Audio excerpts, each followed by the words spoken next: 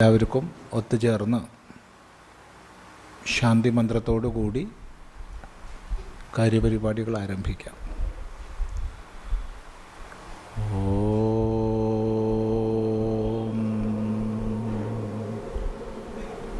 സഹനാവവതോ സഹനൗ ഭുനക്തോ സഹ വീര്യങ്കരവാവഹൈ തേജസ്വിനാവധീതമസ്തു മാ വിദ്വിഷാവഹൈ. ഓം ശാന്തി ശാന്തി ശാന്തി.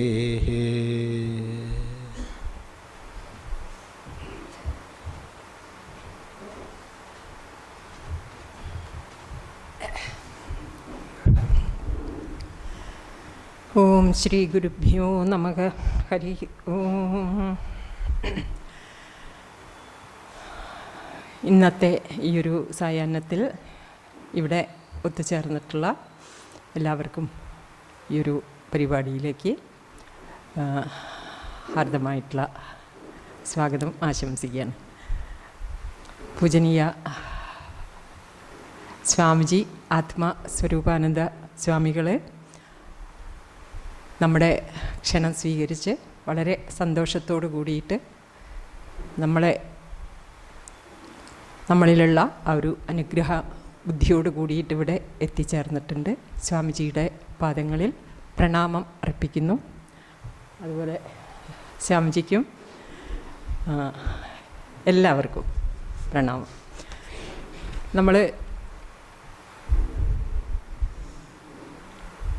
നമ്മുടെ ഈ ഒരു ആശ്രമത്തിൽ പ്രതിവർഷം നടന്നു വരാറുള്ള ആധ്യാത്മിക അന്തര്യോഗത്തിൻ്റെ ഒരു സന്ദർഭത്തിലാണ് ഒത്തുകൂടിയിട്ടുള്ളത്. ഇതൊരു ഒരാഴ്ച നീണ്ടു നിൽക്കുന്ന ഒരു ശിബിരമാണ്. ഭഗവത്ഗീതയുടെ ഏതെങ്കിലും ഒരു അധ്യായത്തെ ആസ്പദമാക്കിയിട്ടാണ് നമ്മുടെ ഈ ഒരു ശിബിരം നടക്കാറുള്ളത്. അതുകൊണ്ട് തന്നെ ഇതൊരു ക്യാമ്പാണിത്. ഒരാഴ്ച ഇവിടെ ആശ്രമത്തിൽ തന്നെ താമസിച്ചുകൊണ്ട് പങ്കെടുക്കുന്ന വിധത്തിൽ ചിട്ടപ്പെടുത്തപ്പെട്ടിട്ടുള്ള ഒരു പരിപാടിയാണ്. അതുകൊണ്ട് തന്നെ നമ്മൾ തീർത്തും സാധകരായിട്ടുള്ള ജിജ്ഞാസുക്കളായിട്ടുള്ള ആളുകളെയാണ് ഈ ഒരു പരിപാടിയിൽ പൊതുവെ നമ്മൾ പ്രതീക്ഷിക്കുന്നത്. ഇന്നത്തെ ഈ ഒരു ഉദ്ഘാടന പരിപാടിയിൽ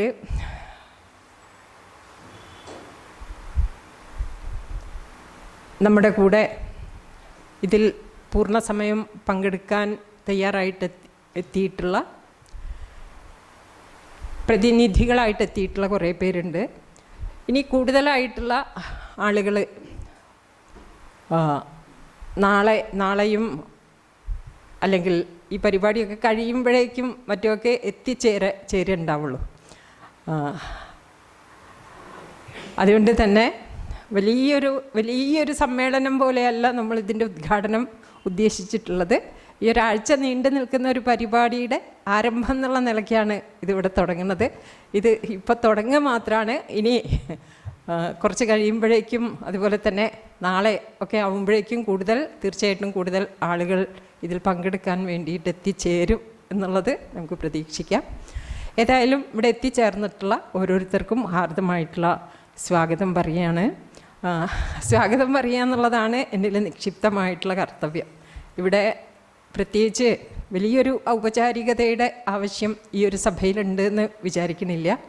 എന്നാലും വേദിയുടെ ഒരു മര്യാദയ്ക്ക് വേണ്ടിയിട്ട് ഇവിടെ നമ്മുടെ ക്ഷണം സ്വീകരിച്ച് ഈ ഒരു പരിപാടി ഉദ്ഘാടനം ചെയ്യുന്നതിനായിട്ട് ഇവിടെ എത്തിച്ചേർന്നിട്ടുള്ള പൂജനീയ ആത്മസ്വരൂപാനന്ദ സ്വാമികളെ ഹാർദമായിട്ട് ഈ ഒരു പരിപാടിയിലേക്ക് സ്വാഗതം ചെയ്യാണ്. പൂജനീയ സ്വാമിജിയെ പ്രത്യേകിച്ച് സ്വാഗതം ചെയ്യേണ്ട ആവശ്യമില്ല. കാരണം എപ്പോഴും നമ്മുടെ ആശ്രമത്തിൽ എന്ത് പരിപാടി നടക്കുന്ന സമയത്താണെന്നുണ്ടെങ്കിലും സ്വാമിജിയെ നമ്മൾ ക്ഷണിക്കുന്ന സമയത്ത് ഏറ്റവും അനുഗ്രഹ ബുദ്ധിയോട് കൂടിയിട്ടാണ് സ്വാമിജി ഇവിടെ എത്തിച്ചേരാറുള്ളത്. നമ്മുടെ ഈ ഒരു ആശ്രമത്തിൽ നടന്നു വന്നിട്ടുള്ള എല്ലാ പരിപാടികളിലും തന്നെ അന്തര്യോഗങ്ങളാവട്ടെ മറ്റു പരിപാടികളൊക്കെ തന്നെ ആവട്ടെ എത്രയോ മഹാത്മാക്കളുടെ സാന്നിധ്യം നമുക്കിവിടെ ഈ ഒരു ആശ്രമത്തിൽ ഉണ്ടായിട്ടുണ്ട്. എപ്പോഴായിട്ടുണ്ടെങ്കിലും ആചാര്യന്മാർ അത്രയും അനുഗ്രഹ ബുദ്ധിയോട് കൂടിയിട്ടാണ് ഇവിടെ ഓരോ പരിപാടിക്കും എത്തിച്ചേരാറുള്ളത്. സ്വാമിജി നമ്മളെ സംബന്ധിച്ചിടത്തോളം ഇവിടെ ആശ്രമത്തിൽ നമുക്ക് ഒരു ഏറ്റവും അത്രയും എന്താ പറയുക, ഒരു വരുന്ന ആൾ എന്നുള്ളതിനേക്കാളേറെ നമ്മൾ അതിനേക്കാൾ നമ്മുടെ ആശ്രമത്തിൻ്റെ ഒരു ഭാഗം തന്നെ ആയിട്ടാണ് സ്വാമിജിയെ കാണുന്നത്. അപ്പം അങ്ങനെയുള്ള സ്വാമിജി നമ്മുടെ ഈ ഒരു പരിപാടിയിൽ എത്തിച്ചേർന്നതിൽ നമുക്ക് വളരെയധികം സന്തോഷം. ഇവിടെ എത്തിയിട്ടുള്ള ഓരോരുത്തർക്കും തന്നെ സ്വാമിജിയുടെ സാന്നിധ്യം തീർച്ചയായിട്ടും അനുഗ്രഹപ്രദമാണ്. അങ്ങനെയുള്ള സ്വാമിജിയെ ഒരിക്കൽ കൂടി സ്വാഗതം ചെയ്യാണ്. പിന്നെ സ്വാഗതം ചെയ്യേണ്ടത് പൂജനീയ സ്വാമിജിയെ, ചിദാനന്ദപുരി സ്വാമിജിയാണ്, ഗുരുനാഥനെയാണ്. അതൊരു സാഹസമാവുന്നുള്ളത് കൊണ്ട് അതിന് മുതിരുന്നില്ല. സ്വാമിജിയുടെ പാദങ്ങളിൽ പ്രണാമം അർപ്പിക്കുകയാണ്. പിന്നെ ഈ ഒരു ശിബിരത്തിൽ പങ്കെടുക്കാനായിട്ട് ഒരാഴ്ച വീട്ടിലുള്ള മറ്റു കാര്യങ്ങളൊക്കെ മാറ്റി വെച്ചിട്ട് ഈ ശിബിരത്തിൻ്റെ പൂർണ്ണമായിട്ടുള്ള പ്രയോജനത്തെയും ഉൾക്കൊള്ളുന്നതിന് വേണ്ടിയിട്ട് എത്തിച്ചേർന്നിട്ടുള്ള ആളുകളാണ് ഇവിടെ ഇരിക്കുന്നത്. പിന്നെ അതുകൂടാതെ നമ്മുടെ ആശ്രമ ബന്ധുക്കളായിട്ടുള്ള കൊളത്തൂർ പ്രദേശത്തുള്ള ആശ്രമ ബന്ധുക്കളായിട്ടുള്ള ആളുകളുമുണ്ട്. അവരും ഒരുപക്ഷെ പൂർണ്ണസമയം ശിബിരത്തിൽ പങ്കെടുക്കുന്നവരുണ്ടാവും കൂട്ടത്തിൽ, ചിലപ്പോൾ പൂർണ്ണസമയം പങ്കെടുക്കാൻ പറ്റാത്തവരുണ്ടാവാം. ഏതായാലും ഈ ഒരു ഉദ്ഘാടന സഭയിൽ ഇവിടെ എത്തിച്ചേർന്നിട്ടുള്ള ഓരോരുത്തർക്കും ഹാർദമായിട്ടുള്ള സ്വാഗതം ആശംസിച്ചുകൊണ്ട് നിർത്തുകയാണ്. നമസ്തേ. നമ്മുടെ ഇന്നത്തെ ഈ ഒരു അവസരത്തിൽ നമുക്ക് ഒരു വിശേഷമായിട്ടുള്ള ചടങ്ങും കൂടി ഇതിൻ്റെ ഭാഗമായിട്ടുണ്ട്. അതെന്താണെന്നുള്ളത് സ്വാമിജി നമ്മളോട് പറയുന്നുണ്ടാവും. അത്രയേ ഉള്ളൂ. നമസ്തേ.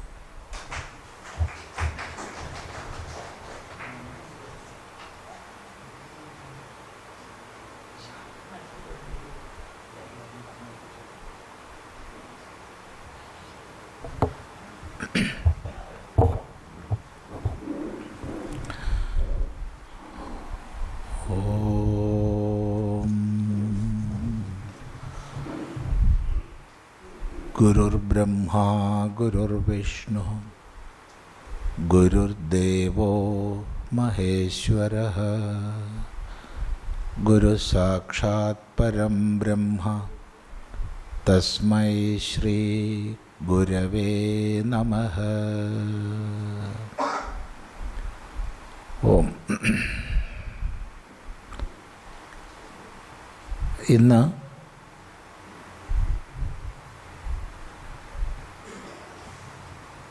ഒരു ആഴ്ച നീണ്ടു നിൽക്കുന്ന ആധ്യാത്മിക അന്തര്യോഗത്തിൻ്റെ ഈ ഒരു ഉദ്ഘാടന സഭയിൽ നമ്മളെല്ലാവരും സംബന്ധിക്കുകയാണ്.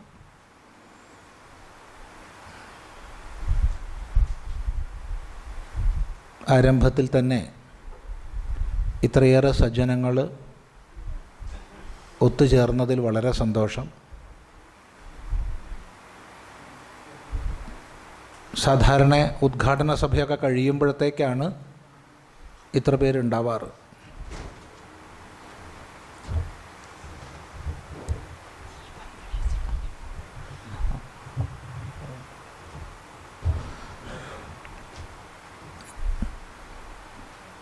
ഈ കൂട്ടത്തിൽ മറ്റൊരു വിശേഷമായ സന്തോഷം തോന്നുന്നത് മറ്റ് പല സ്ഥലങ്ങളിലും സത്സംഗങ്ങൾക്ക് പങ്കെടുക്കുന്നവരാണെങ്കിലും ഈ ആധ്യാത്മിക അന്തര്യോഗത്തിൽ ആദ്യമായി പങ്കെടുക്കുന്നവരുടെ എണ്ണം കൂടുതലുണ്ട്. പുതുമുഖങ്ങൾ കുറേയുണ്ട്. അത് വളരെ സന്തോഷം. അതുകൊണ്ട് തന്നെ പലപ്പോഴും ഉദ്ഘാടന വേദികളിൽ പറഞ്ഞത് തന്നെ പറയേണ്ടതായിട്ടുണ്ട്. വിഷയം നമ്മൾ തുടർന്നുള്ള ദിവസങ്ങളിൽ വ്യത്യസ്തങ്ങളായ വിഷയങ്ങളാണ് ഓരോ വർഷവും വയ്ക്കാറ്. ഈ വർഷം ശ്രീമദ് ഭഗവത്ഗീത 5-ാം അധ്യായം ശങ്കരഭാഷ്യ സഹിതമാണ് മുഖ്യ വിഷയമായി വച്ചിട്ടുള്ളത്. ഉദ്ഘാടന വേദിയിൽ പലപ്പോഴും മിക്ക വർഷവും ഒന്ന് തന്നെ പറയേണ്ടി വരും. കാരണം പുതിയ ആൾക്കാർക്ക് അറിയാൻ വേണ്ടി. രണ്ട്, പലതും നമ്മൾ വിശേഷ സന്ദർഭങ്ങളിൽ ആവർത്തിക്കേണ്ടതായിട്ടുമുണ്ട്. അങ്ങനെ വരുമ്പോൾ ഈ ഒരു ആമുഖ ഭാഷണത്തിൽ ദീർഘമായൊരു പ്രഭാഷണത്തിലേക്ക് ഒന്നും ഇപ്പോൾ കടക്കണില്ല. എങ്കിലും വളരെ പ്രസക്തങ്ങളായ ചില വിഷയങ്ങൾ പറയാതിരുന്നുകൂടാ. നമ്മളെല്ലാവരും ഒത്തുകൂടിയിട്ടുള്ളത് കൊളത്തൂർ അദ്വൈതാശ്രമത്തിലാണ്. ഈ പ്രദേശം വളരെ വൈശിഷ്ട്യങ്ങളുള്ള മഹിമയാർന്ന ഒരു പാരമ്പര്യമുള്ള പ്രദേശമാണ്. പുതുതായി വന്നവർക്ക് പലർക്കും അറിയില്ല എന്നുള്ളത് കൊണ്ട് മുൻ വർഷങ്ങളിൽ പറഞ്ഞത് തന്നെ പറയുകയാണ്. 1000-ലേറെ വർഷങ്ങൾക്ക് മുമ്പ്, 1000-നും 1100-നും ഇടയ്ക്ക് വർഷങ്ങൾക്ക് മുമ്പ് വേണാട്ടടികൾ ഇങ്ങോട്ട് വരികയും ഈ കൊളത്തൂരിൻ്റെ കേന്ദ്രസ്ഥാനമായ കൊളത്തൂർ ക്ഷേത്രത്തിൽ ചില വഴിപാട് സമർപ്പണങ്ങൾ ചെയ്യുകയും ഉണ്ടായി. ഇത് ഊഹാപോഹമോ അല്ലെങ്കിൽ പലപ്പോഴും ക്ഷേത്ര ചരിത്രങ്ങളൊക്കെ നമ്മൾ പ്രശ്നവിചാരങ്ങളിലൊക്കെ ചർച്ച ചെയ്ത് പറയാറുണ്ട്. അങ്ങനെയുള്ളതോ മാത്രമല്ല, മറിച്ച് ശിലാലിഖിതമായി രേഖപ്പെടുത്തിയിട്ടുള്ളതാണ്. എല്ലാവർക്കും പോവാം കൊളത്തൂർ ക്ഷേത്രത്തിൽ. അവിടുത്തെ മുഖ്യ ബലിക്കലിനോട് ചേർന്ന് ഒരു ശിലാലിഖിതം കാണാം. ചരിത്ര വിദ്യാർത്ഥികൾക്ക് ഇടയ്ക്ക് കുളത്തൂർ ലിഖിതം എന്ന പേരിൽ പ്രസിദ്ധമാണത്. അതിൽ വട്ടെഴുത്തിൽ രേഖപ്പെടുത്തിയിട്ടുള്ളത് വേണാട്ടടികൾ ഇവിടെ വന്നതും വഴിപാട് സമർപ്പണം ചെയ്തതുമായ വിവരമാണ്. ഈ വിഷയം പ്രൊഫസർ ഡോക്ടർ MGS നാരായണൻ ഇങ്ങനെയൊരു ലിഖിതം ഇവിടെ ഉണ്ട് എന്നത് മനസ്സിലാക്കിയതിനെ തുടർന്ന് പ്രൊഫസർ ഡോക്ടർ രാഘവ വാര്യർ അദ്ദേഹത്തിൻ്റെ സംഘാംഗങ്ങൾ എല്ലാവരെയും ഇങ്ങോട്ട് പറഞ്ഞയക്കുകയും അങ്ങനെ ഡോക്ടർ MGS നാരായണനും പിന്നീട് പ്രൊഫസർ ഡോക്ടർ രാഘവ വാര്യരും എല്ലാം വളരെ വിശദമായ പഠനം ചെയ്തിട്ടാണ് ഈ ശിലാലിഖിതം വെളിച്ചത്ത് കൊണ്ടുവന്നത്. വാസ്തവത്തിൽ ആ ലിഖിതം സനാതനധർമ്മത്തിൻ്റെ ഒരു ഗതിയെ കാണിക്കുന്നതാണ്. അതെങ്ങനെയാണ് ഒരു പ്രദേശത്തെ ലിഖിതം സനാതനധർമ്മത്തിൻ്റെ ഗതിയെ കാണിക്കുക എന്ന് ചോദിച്ചാൽ, നമ്മുടെ പൂർവികന്മാർ വളരെ കഷ്ടപ്പെട്ട് നല്ല ലക്ഷണമുള്ള കൃഷ്ണശിലയിൽ വട്ടെഴുത്തിൽ എഴുതി വെച്ചത് എത്രയോ കാലം സംരക്ഷിക്കേണ്ടവർ സംരക്ഷിച്ചു. പക്ഷേ ഏതോ ഒരിടക്കാലത്ത്, എപ്പോഴാണെന്ന് നമുക്കറിയില്ല, ഇതിൻ്റെ ഒന്നും മഹിമ മനസ്സിലാക്കാതിരുന്ന ഒരു കാലഘട്ടം കടന്നു വന്നിട്ടുണ്ട്. ആ കാലത്ത് നമ്മൾ കത്തി അണയ്ക്കാനാണത് പലപ്പോഴും ഉപയോഗിച്ചത്. അതുകൊണ്ട് തന്നെ ആ ശിലാലിഖിതത്തിൻ്റെ മുകൾ ഭാഗം കത്തി അണച്ച് തേഞ്ഞതാണ്.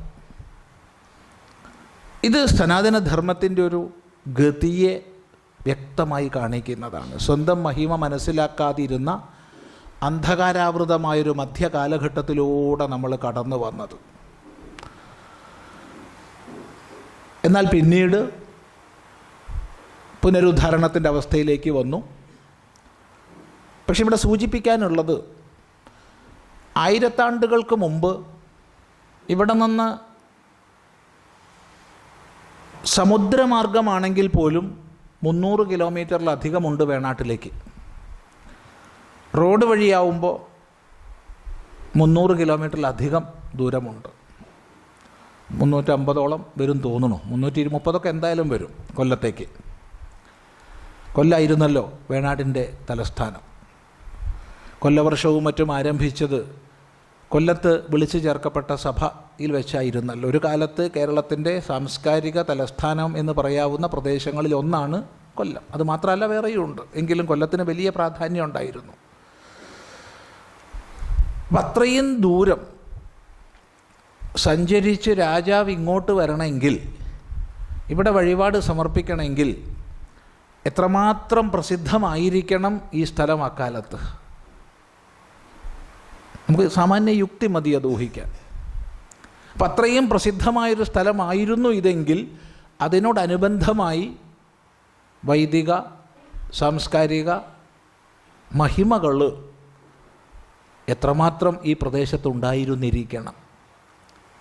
എത്ര ആധ്യാത്മിക ആചാര്യന്മാർ, എത്ര സാംസ്കാരികമായി സമുന്നതമായ സ്ഥിതിയിൽ വിരാജിച്ചവർ, കലയിലും സാഹിത്യത്തിലും എല്ലാം ഉയർന്ന ഒരു പാരമ്പര്യത്തിൻ്റെ ഉടമകൾ ഇവിടെ നിവസിച്ചിട്ടുണ്ടാവണം. സാമാന്യ യുക്തി കൊണ്ട് നമുക്ക് ഊഹിക്കാം. പക്ഷേ കാലാന്തരത്തിൽ ക്ഷയിക്കാനിടയായി. എന്നാൽ വീണ്ടും ഉയർച്ചയുടെ കാലഘട്ടം വന്നു. ഈ പ്രദേശം, അതിൻ്റെ കേന്ദ്രമായ ക്ഷേത്രം എല്ലാം സമുദ്ധരിക്കപ്പെടുന്ന അവസ്ഥ വന്നു. 1960കളുടെ ആരംഭത്തിൽ. ആ കാലഘട്ടം കേരളത്തിലുടനീളം ക്ഷേത്ര നവീകരണം ആരംഭിച്ച ഒരു കാലഘട്ടമായിരുന്നു എന്ന് നമുക്കെല്ലാം അറിയുന്നതാണ്.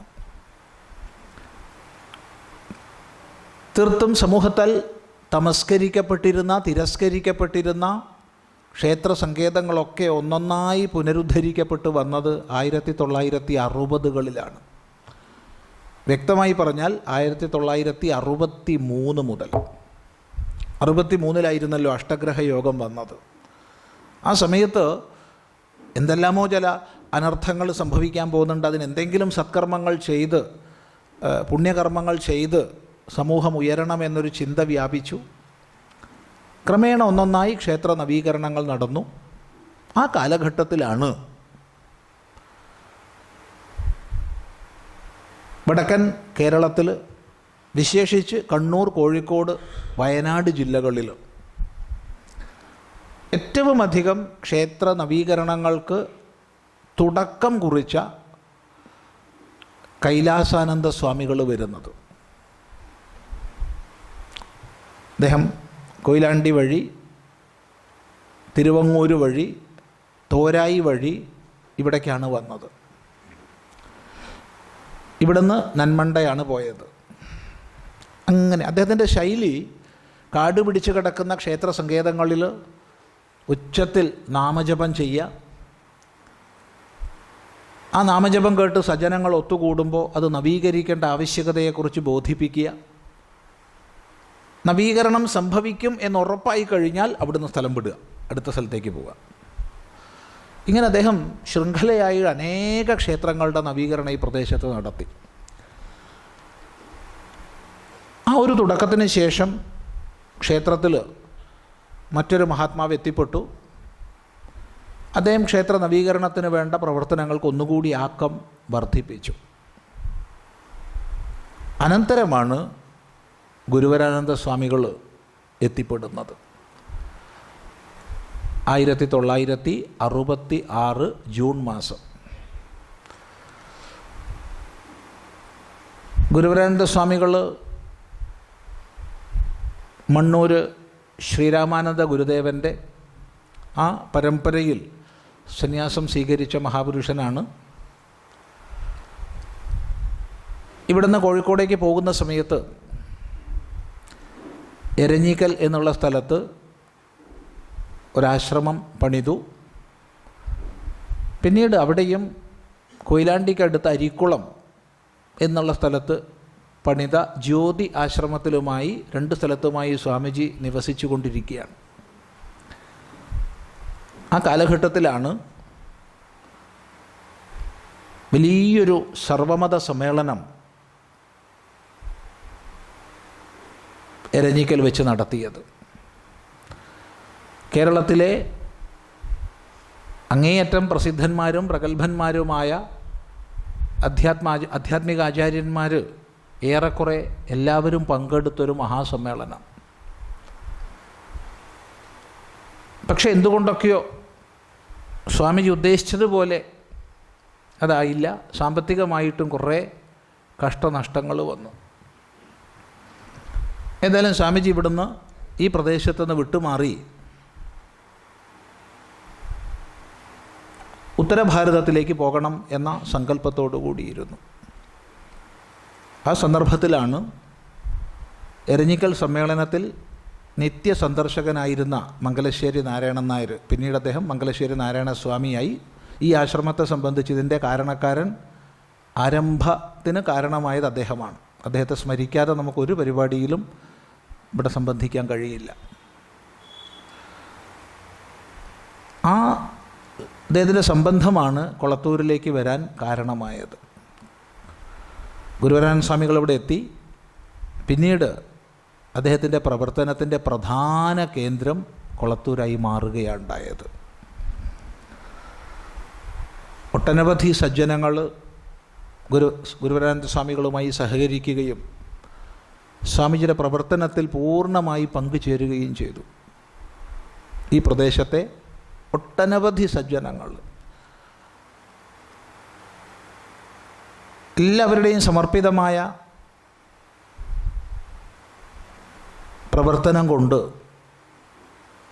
സ്വാമിജിയുടെ ഊർജ്ജസ്വലമായ നേതൃത്വത്തിൻ്റെ ഫലമായിട്ട് ഈ പ്രദേശം പതുക്കെ നവീകരിക്കപ്പെട്ടു. ക്ഷേത്രം മാത്രമല്ല, ഈ പ്രദേശത്തേക്ക് റോഡുകളായി, ഇലക്ട്രിസിറ്റിയായി, ഹൈസ്കൂളായി, ഹെൽത്ത് സെൻ്ററായി, ഇങ്ങനെ ടെലിഫോൺ കണക്ഷനായി, ബസ് സർവീസ്, ഇങ്ങനെ എല്ലാം കൊണ്ടുവന്നു. ആ കാലത്ത് ഇവിടുത്തെ പെൺകുട്ടികൾക്ക് തൊഴിൽ സാധ്യത ഉണ്ടാക്കാൻ വേണ്ടി ചർക്ക നൂൽനൂൽപ്പ് കേന്ദ്രം തുടങ്ങി പല പദ്ധതികളും സ്വാമിജിയുടെ നേതൃത്വത്തിൽ ഇവിടെ വന്നു. ഇതിനൊക്കെ നേരത്തെ പറഞ്ഞ കുറേ സജ്ജനങ്ങളുടെ പൂർണ്ണമായ സഹയോഗം ഉണ്ടായി.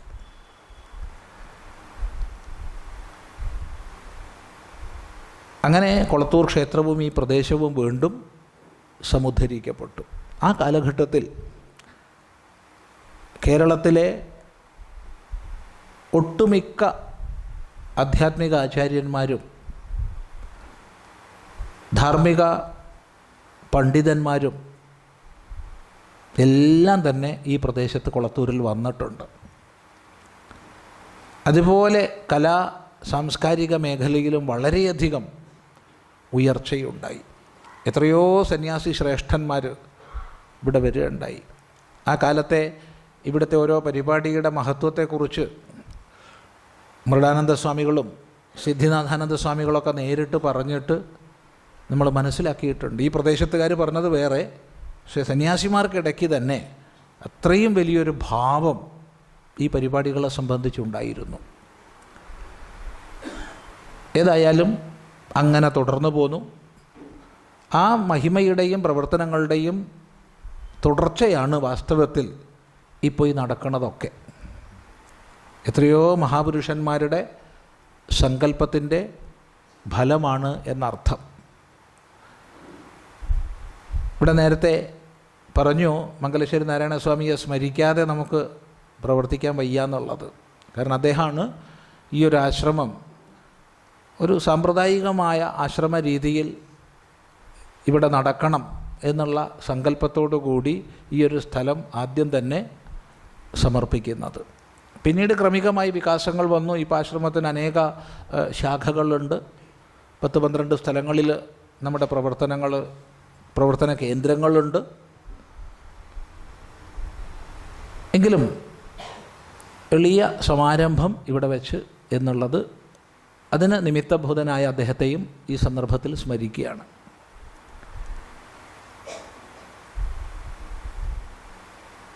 ഈ ഒരു ആധ്യാത്മിക അന്തര്യോഗം എന്നുള്ള പേരിൽ ഇത്തരമൊരു പരിപാടി ഇവിടെ കൊളത്തൂരിൽ 1991 ഏപ്രിലാണ് ആരംഭിച്ചത്. 91, 92 ഏപ്രിൽ മാസങ്ങളിൽ കൊളത്തൂർ ക്ഷേത്രത്തിൽ വെച്ച് നടന്നു.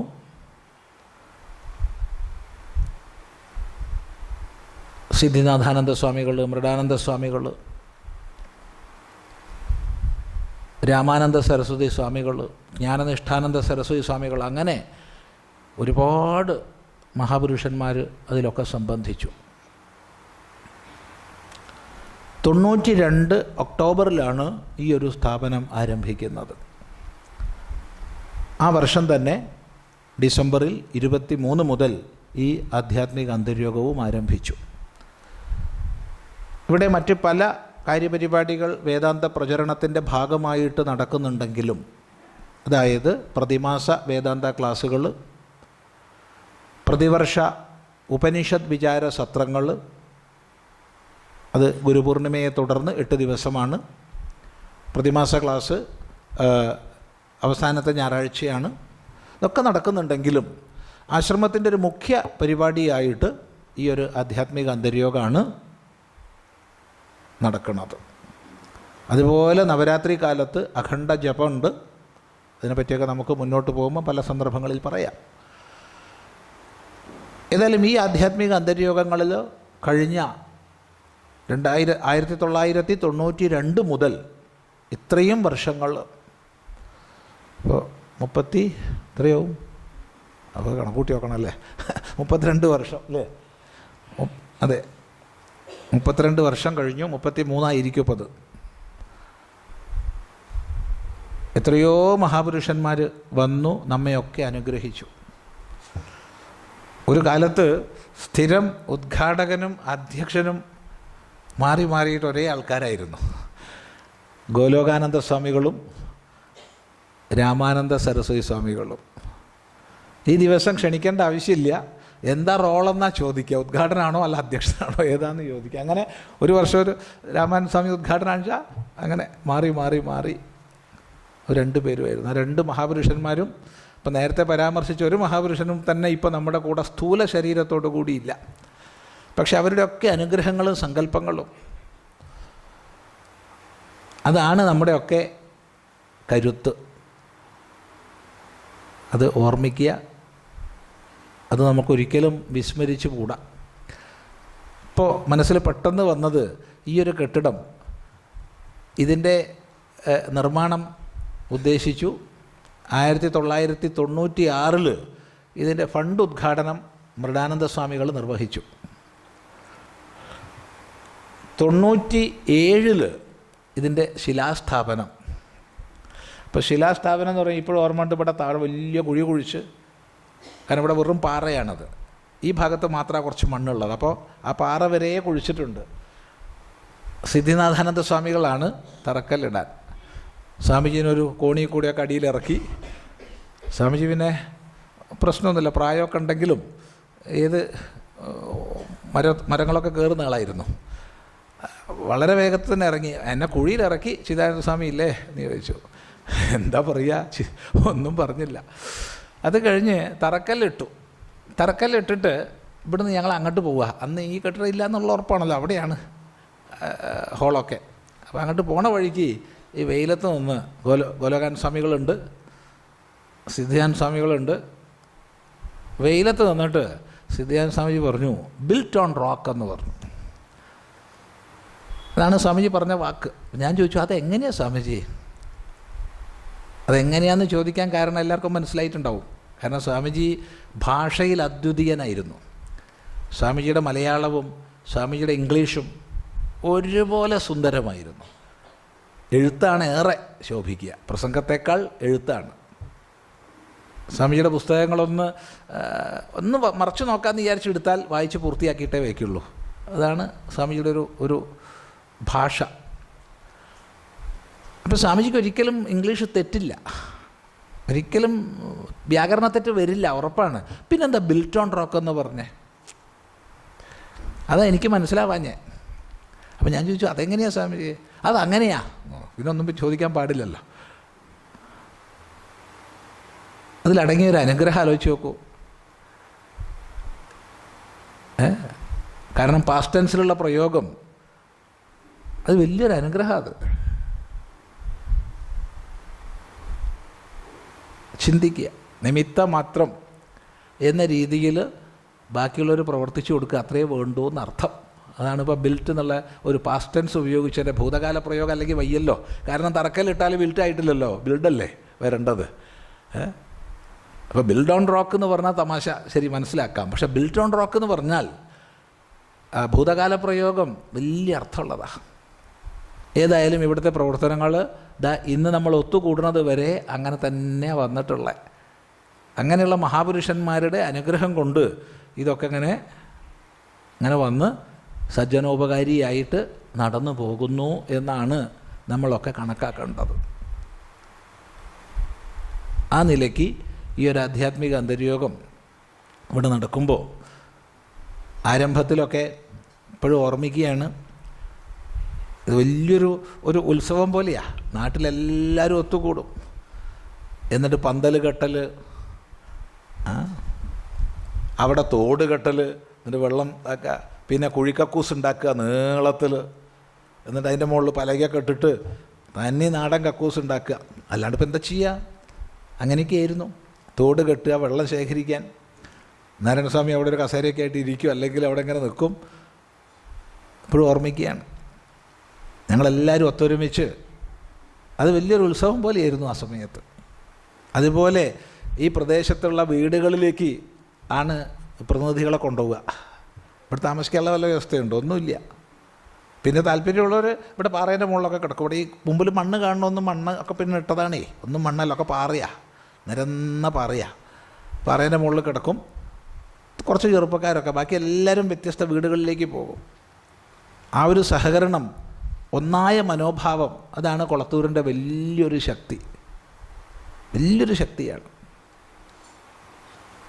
എല്ലാവരും ഒരു മനസ്സായിട്ട് ഒന്നിച്ച് പ്രവർത്തിക്കുന്നൊരു സാമൂഹിക അന്തരീക്ഷം കൊളത്തൂരിലുണ്ട്. അപ്പോൾ അത് വീട്ടുകാർ ചിലപ്പോൾ അടുക്കളയിലേക്കായിരിക്കും കിടക്കണത്, അത് അവരും ഒരു മുറിയിലേക്ക് ഒതുങ്ങും, ബാക്കിയെല്ലാം വിട്ടുകൊടുക്കുക ഈ വരുന്നവർക്ക്. അങ്ങനെയൊക്കെയാണ് നടന്നേ. ഇപ്പോഴും ഓർമ്മിക്കുകയാണ് 1993 അന്തര്യോഗം. ഉദ്ഘാടനം കഴിഞ്ഞു, ഉദ്ഘാടനം കഴിഞ്ഞില്ല, ഉദ്ഘാടന സഭ നടക്കുമ്പോൾ കോരിച്ചൊരിയുന്ന മഴ തുടങ്ങി. അപ്പം മഴ അങ്ങനെ കണക്കാക്കിയിട്ടില്ല ഡിസംബറിൽ, അതിനനുസരിച്ചേ പന്തലിട്ടിട്ടുള്ളൂ. ഒന്നായി വെള്ളമാണ്. അപ്പം തന്നെ ബാക്കി ഉള്ള പരിപാടിയൊക്കെ നിർത്തി വെച്ചിട്ട് എല്ലാവരും രാവിലെ സമയത്തിന് വന്നോളൂ. ഇപ്പോൾ രാവിലെ ഈ മഴയത്ത് എങ്ങനെയാണ് വരാൻ പറയുക? വന്നോളൂ, ധൈര്യം പറഞ്ഞു. എന്താ ധൈര്യം എന്ന് ചോദിച്ചാൽ ഈ നാട്ടുകാരാ, വേറെ ആരും ധൈര്യമല്ല. അന്ന് രാത്രി ഞങ്ങളെല്ലാവരും കൂടി പോയി വലിയ കമുകുകൾ മുറിച്ച് പുതിയ പന്തൽ ഇതിൻ്റെ മുകളിലിട്ട്, ഓൾറെഡി ഇട്ട പന്തലിൻ്റെ മുകളിൽ രാത്രി പന്തലിട്ട് രാവിലെ 5:30 ആകുമ്പോഴത്തേക്ക് എല്ലാ പണിയും കഴിഞ്ഞ് ചാണകം തെളിച്ച് ഇരിക്കാൻ സജ്ജമാക്കി. ആ ഒരു ഒരുമ, അതാണ് വാസ്തവത്തിൽ ഈ പ്രവർത്തനങ്ങളുടെയൊക്കെ മറ്റൊരടിത്തറ. ഒന്ന് മഹാപുരുഷന്മാരുടെ അനുഗ്രഹം, രണ്ട് ആ ഒരു ഒരുമ. ഏതായാലും ഈ ഒരു സന്ദർഭത്തിൽ നേരത്തെ സ്വാഗത ഭാഷണത്തിൽ സ്വാമിനി ശിവാനന്ദപുരി സൂചിപ്പിച്ചു, സ്വാമിജി ആത്മസ്വരൂപാനന്ദ സ്വാമികൾ പൂർണ്ണ അനുഗ്രഹ ബുദ്ധിയോടുകൂടി നമ്മളിലുള്ള ആ ഒരു സ്നേഹം കൊണ്ട്, ആ അനുഗ്രഹ ബുദ്ധി കൊണ്ട് ഇത് ഉദ്ഘാടനം ചെയ്യാൻ വന്നു എന്നുള്ളത്. നേരത്തെ പറഞ്ഞ അതേ ആ ഒരു അനുഗ്രഹ ബുദ്ധിയാണത്, അതങ്ങനെ തുടരുക. അപ്പോൾ ആ ഒരു സന്ദർഭത്തിൽ ദീർഘമായി ഇപ്പോൾ ഒന്നും പറയുന്നില്ല. പരമപൂജ്യ സ്വാമിജിയെ ഈ ഒരു ഉദ്ഘാടന കർമ്മം നിർവഹിക്കാൻ വേണ്ടി എല്ലാവരുടെയും പേരിൽ പാദപ്രണാമങ്ങളോടെ പ്രാർത്ഥിക്കട്ടെ. പിന്നെ മറ്റൊന്ന് ഒരു പിന്നെ വെളിപ്പെടുത്തും സ്വാമി പറയുന്നൊക്കെ നേരത്തെ പറയണ്ടായി ശിവാനന്ദ സ്വാഗതത്തിൽ. അതെന്നുവെച്ചാൽ നമുക്ക് വളരെ വലിയൊരു സന്തോഷവും ചെറിയൊരു അഭിമാനവും ഒക്കെ ഉള്ളൊരു വിഷയമുണ്ട്, നിങ്ങളൊക്കെ അറിയേണ്ടതാണ്. അതിവിടെ ആശ്രമമായിട്ട് നമ്മളുമായിട്ടൊക്കെ ബന്ധപ്പെടുന്ന ഒരു അതുണ്ട്, അത് കുഴപ്പമില്ല, ഒന്നുമല്ല.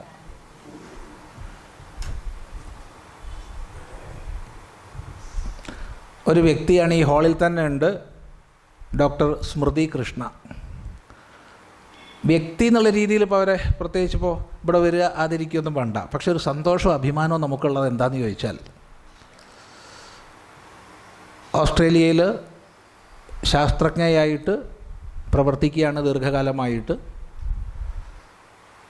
അവിടെ അവരുടെ വീട്ടിലൊക്കെ ഞാൻ 1-2 പ്രാവശ്യം പോയി താമസിക്കുകയൊക്കെ ഉണ്ടായിട്ടുണ്ട്. ഇത്രയും കാലം ഓസ്ട്രേലിയയിൽ അവിടുത്തെ മിലിറ്ററിയിൽ തീർത്തും ക്രിസ്ത്യൻ തിയോളജിക്ക് അനുസൃതമായിട്ടുള്ള കൗൺസിലിംഗ് സമ്പ്രദായങ്ങൾ മാത്രമേ ഉണ്ടായിരുന്നുള്ളൂ. ചരിത്രത്തിൽ ആദ്യമായിട്ട്, ഇതിൻ്റെ പിന്നിലൊക്കെ പല പ്രവർത്തനങ്ങളുമുണ്ട്, ഒരുപാട് ഹൈന്ദവ പ്രസ്ഥാനങ്ങളുടെ നിരന്തരമായ ആവശ്യപ്പെടലുകളുണ്ട്. അതിലൊക്കെ ഉപരി സനാതന ധർമ്മശാസ്ത്രങ്ങളുടെ മഹിമ ഇന്ന് ലോകം മുഴുവൻ അംഗീകരിച്ചു കൊണ്ടിരിക്കുന്ന, ആദരിച്ചു കൊണ്ടിരിക്കുന്ന ഒരു കാലഘട്ടമാണിന്ന്. നമുക്കറിയാം അത്. ലോകം മുഴുവൻ, ലോകത്തിൻ്റെ നേതൃപദവിയിലേക്ക് ഭാരതം ഉയർന്നുകൊണ്ടിരിക്കുകയാണ്. കഴിഞ്ഞ ദിവസം റഷ്യൻ പ്രസിഡൻറ്റ് റഷ്യയെ പരാമർശിക്കുന്നതിന് മുമ്പ് ഭാരതത്തെ പരാമർശിച്ചത് എത്ര പേര് ശ്രദ്ധിച്ചു എന്നറിയില്ല. അമേരിക്ക, ചൈന, ഭാരതം എന്നുള്ള വാക്കല്ല, ഇന്ത്യ എന്നാണ് പറഞ്ഞത്, റഷ്യ എന്ന് പറഞ്ഞൊരു സ്ഥിതിവിശേഷം ഉണ്ടായി.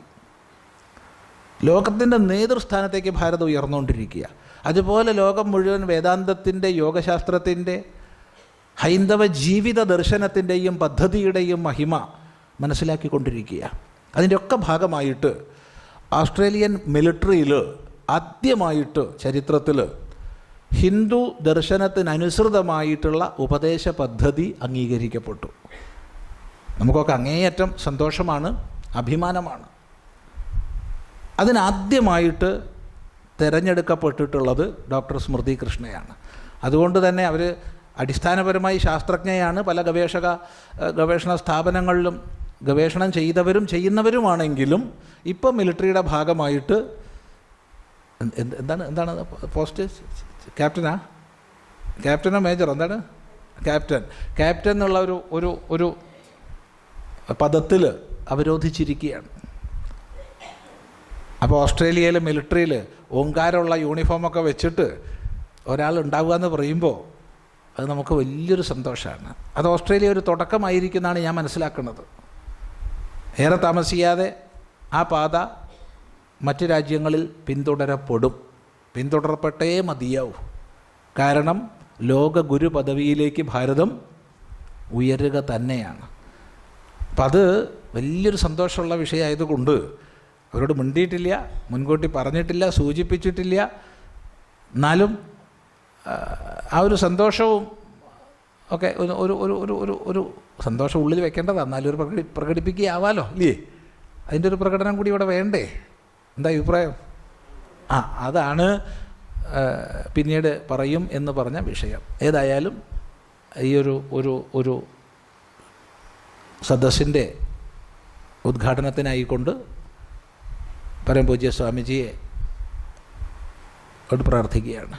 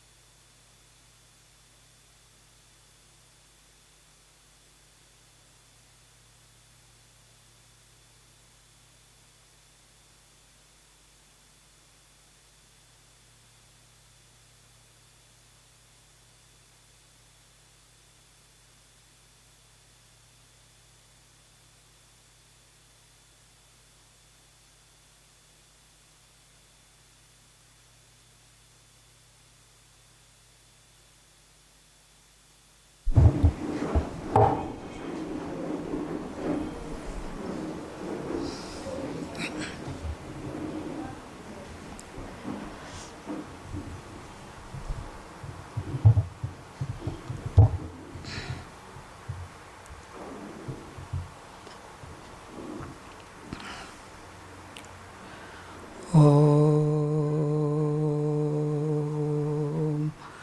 ശ്രീ ഗുരുഭ്യോ നമഃ. ഗുരവേ സർവലോകാനാം ഭിഷജേ ഭവരോഗിണാം നിധയേ സർവവിദ്യാനാം ദക്ഷിണാമൂർത്തേ നമഃ. ശിവം ശിവകരം ശാന്തം ശിവാത്മാനം ശിവോത്തമം ശിവമാർഗപ്രണേതാരം പ്രണതോസ്മി സദാശിവം. സദാശിവസമാരംഭാം ശങ്കരാചാര്യമധ്യമാം അസ്മദാചാര്യപര്യന്താം വന്ദേ ഗുരുപരമ്പരാം. അഭിവന്ദ്യ സ്വാമിജി, സ്വാമിനിയമ്മ, ഭക്തജനങ്ങളെ എല്ലാവർക്കും എൻ്റെ നമസ്കാരം. കുറച്ച് കൊല്ലങ്ങളായിട്ട് ഈ അന്തര്യോഗത്തിന് ഉദ്ഘാടനത്തിന് അർഹതയുണ്ടായിട്ടെന്നൊന്നും എനിക്ക് തോന്നുന്നില്ല. ചിദാനന്ദപുരി സ്വാമി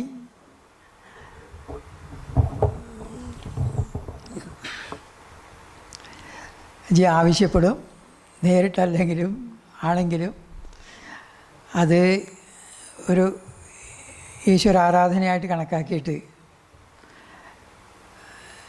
അതങ്ങോട്ട് സ്വീകരിക്കും. ഇവിടെ വന്ന് എന്തെങ്കിലും കുറച്ച് പറയും, അതൊരു സ്ഥിരം. പിന്നെ സ്വാമിജി പറഞ്ഞ പോലെ ഈ ആശ്രമത്തിൻ്റെ അഭിവൃദ്ധി നമ്മളെപ്പോഴും ആഗ്രഹിച്ചുകൊണ്ടിരിക്കുന്നതാണ്. എല്ലാവരും അതെ, ഇവിടെ വന്നിരിക്കുന്നവരൊക്കെ അതെ. ഇവിടെ വരാത്തവർ ഒരുപാട് ഉണ്ട്. അവരെല്ലാം വന്നില്ലെങ്കിലും ഈ സനാതനധർമ്മത്തെ നിലനിർത്താൻ വേണ്ടി ഇങ്ങനെയുള്ളൊരു പ്രസ്ഥാനം ഇവിടെ ഉണ്ടായതിൽ വളരെ സന്തുഷ്ടരാണ്. സ്വാമിജി എത്താത്ത സ്ഥലം കേരളത്തിൽ വളരെ ദുർലഭമായിരിക്കും. കേരളത്തിന് പുറത്തും വിദേശങ്ങളിലൊക്കെ സ്വാമിജിയുടെ സാന്നിധ്യം സ്വാമിജി അറിയിക്കുന്നുണ്ട്. പ്രത്യേകിച്ച് ഇപ്പോഴത്തെ മീഡിയകൾ വളരെ ശക്തമായതുകൊണ്ട് സ്വാമിജിയെ നേരിട്ട് കാണാത്തവരൊക്കെ ഒരുപാട് ആളുകൾ സ്വാമിയുടെ വലിയ ആരാധകന്മാരായി ആ സനാതനധർമ്മത്തിൻ്റെ ഒരു പ്രതിനിധിയായിട്ട് തന്നെയാണ് കാണുന്നത്. ഈ ധർമ്മം നിലനിർത്തുന്നതിന് സ്വാമിജി വേണ്ടിയിട്ട് രാവും പകലും ചെയ്യുന്ന കഠിനാധ്വാനം അത് ദൈവം ഓരോരാൾക്ക് ഓരോ കർത്തവ്യം നിശ്ചയിച്ചിട്ടുണ്ടാവും തോന്നുന്നു. ഓരോ കാലത്ത് വേണ്ടുന്നത് ആ ധർമ്മം നിലനിൽക്കാൻ എന്ത് വേണോ അതിന് ആരെങ്കിലും സ്വയം തയ്യാറായി കഴിഞ്ഞാൽ അങ്ങോട്ട് പിന്നെ കൊടുത്തുകൊണ്ടേയിരിക്കും. അതുകൊണ്ട് സ്വാമിജിക്ക് ആരോഗ്യവും അതിനുവേണ്ടി എല്ലാ ശേഷിയും ശേമുഷിയും എല്ലാം നൽകട്ടെ എന്ന് പ്രാർത്ഥിക്കുകയാണ്. ഈ അന്തർയോഗം മറ്റ് സമ്മേളനങ്ങളെ പോലെ നിന്നൊക്കെ വളരെ വ്യത്യസ്തമായിട്ടുള്ളതാണ്. നമുക്കറിയാം, ധാരാളം പരിപാടികൾ, ഹിന്ദു സംഗമങ്ങൾ കുറേ ദിവസങ്ങളിൽ ഒക്കെ നടക്കുന്നതൊക്കെ ഉണ്ട്. പക്ഷേ ഇതിൻ്റെ പേര് തന്നെ അന്തർയോഗം, റിട്രീറ്റ് എന്നാണ് ഇംഗ്ലീഷ്. നമ്മൾ വന്നിടത്തേക്ക് തിരിച്ചു പോകലാണ്.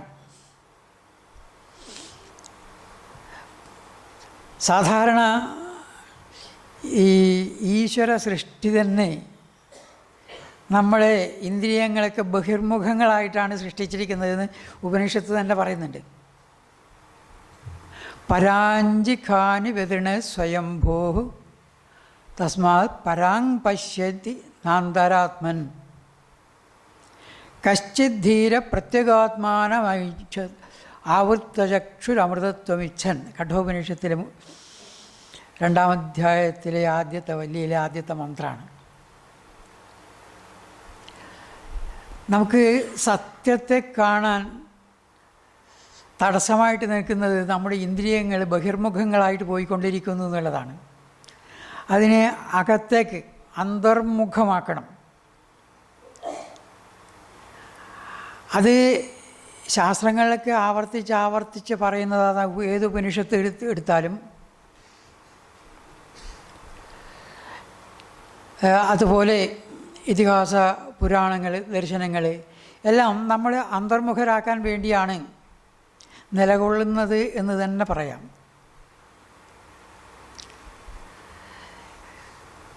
ധാർമ്മികമായിട്ടുള്ള ജീവിതം നയിച്ചാൽ നമുക്ക് ഇതെല്ലാം നേടാം. ധർമ്മം എന്നുള്ളത് വളരെ വളരെ അർത്ഥവ്യാപ്തിയുള്ള ഒരു പദമാണ്. എന്താണ് ധർമ്മം എന്നുള്ളതിന് ഒരുപാട് നിർവചനങ്ങൾ ഒക്കെ ഉണ്ട്. പലപ്പോഴും ആളുകൾ പറയുന്നത് വ്യത്യസ്തമായിരിക്കും. ഇതാണ് ധർമ്മം എന്നൊരാൾ പറയും, വേറൊന്നാണെന്ന് വേറൊരാൾ പറയും. അതുകൊണ്ട് ഈ നമ്മുടെ ശാസ്ത്രങ്ങൾ, മനുസ്മൃതി വ്യക്തമായിട്ട് വേദോഖിലോ ധർമ്മമൂലം, വേദങ്ങളാണ് ധർമ്മത്തിന് പ്രമാണം. ധർമ്മത്തിന് ഓരോരാൾ പറയുന്നതല്ല പ്രമാണം. അത് പ്രമാണമാവാം, അല്ലാതിരിക്കാം. വേദോഖിലോ ധർമ്മമൂലം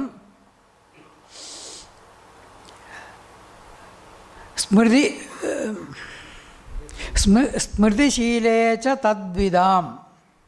ആ വേദങ്ങൾ ധരിച്ച് സ്വായത്തമാക്കി അതിനനുസരിച്ച് ഗ്രന്ഥങ്ങൾ എഴുതിയും ഉപദേശങ്ങളിലൂടെയും, ഇപ്പോൾ മനുസ്മൃതി അതുപോലെയുള്ളത്, അതുപോലെ മഹാഭാരതം, രാമായണം, പുരാണങ്ങൾ, ഇവയെല്ലാം ഈ വേദങ്ങളെ വ്യാഖ്യാനിക്കാൻ വേണ്ടിയാണ്, ധർമ്മത്തെ വ്യാഖ്യാനിക്കാൻ വേണ്ടിയാണ്. അതും നമുക്ക് പ്രമാണമാണ്. അപ്പോൾ ഇതിഹാസ പുരാണങ്ങൾ നമുക്ക് പ്രമാണമാണ്. പക്ഷേ ധർമ്മത്തിന് ഏറ്റവും പ്രധാനം വേദങ്ങളാണ്. വേദങ്ങൾ മുഴുവൻ പ്രമാണമാണ്. പ്രമാണം എന്ന് പറഞ്ഞാൽ ശരിയായിട്ടുള്ള അറിവ് നമുക്ക് തരുന്നത്. അത് വേദങ്ങൾ പഠിക്കാൻ പറ്റാത്തവർക്കൊക്കെ ഇതാ ഇതിഹാസ പുരാണങ്ങൾ ഉണ്ട്, സ്മൃതികളുണ്ട്. അത് മാത്രമല്ല, ആചാരശ്ചൈവ സാധൂനാം, രാഗദ്വേഷാദികളില്ലാത്ത ആളുകളുടെ, സജ്ജനങ്ങളുടെ ആചാരങ്ങളും പ്രമാണമാണ് ധർമ്മത്തിന്. അവരെന്ത് ചെയ്തു അത് ധർമ്മമായിരിക്കും. രാഗദ്വേഷാദികളില്ലാത്തവർ,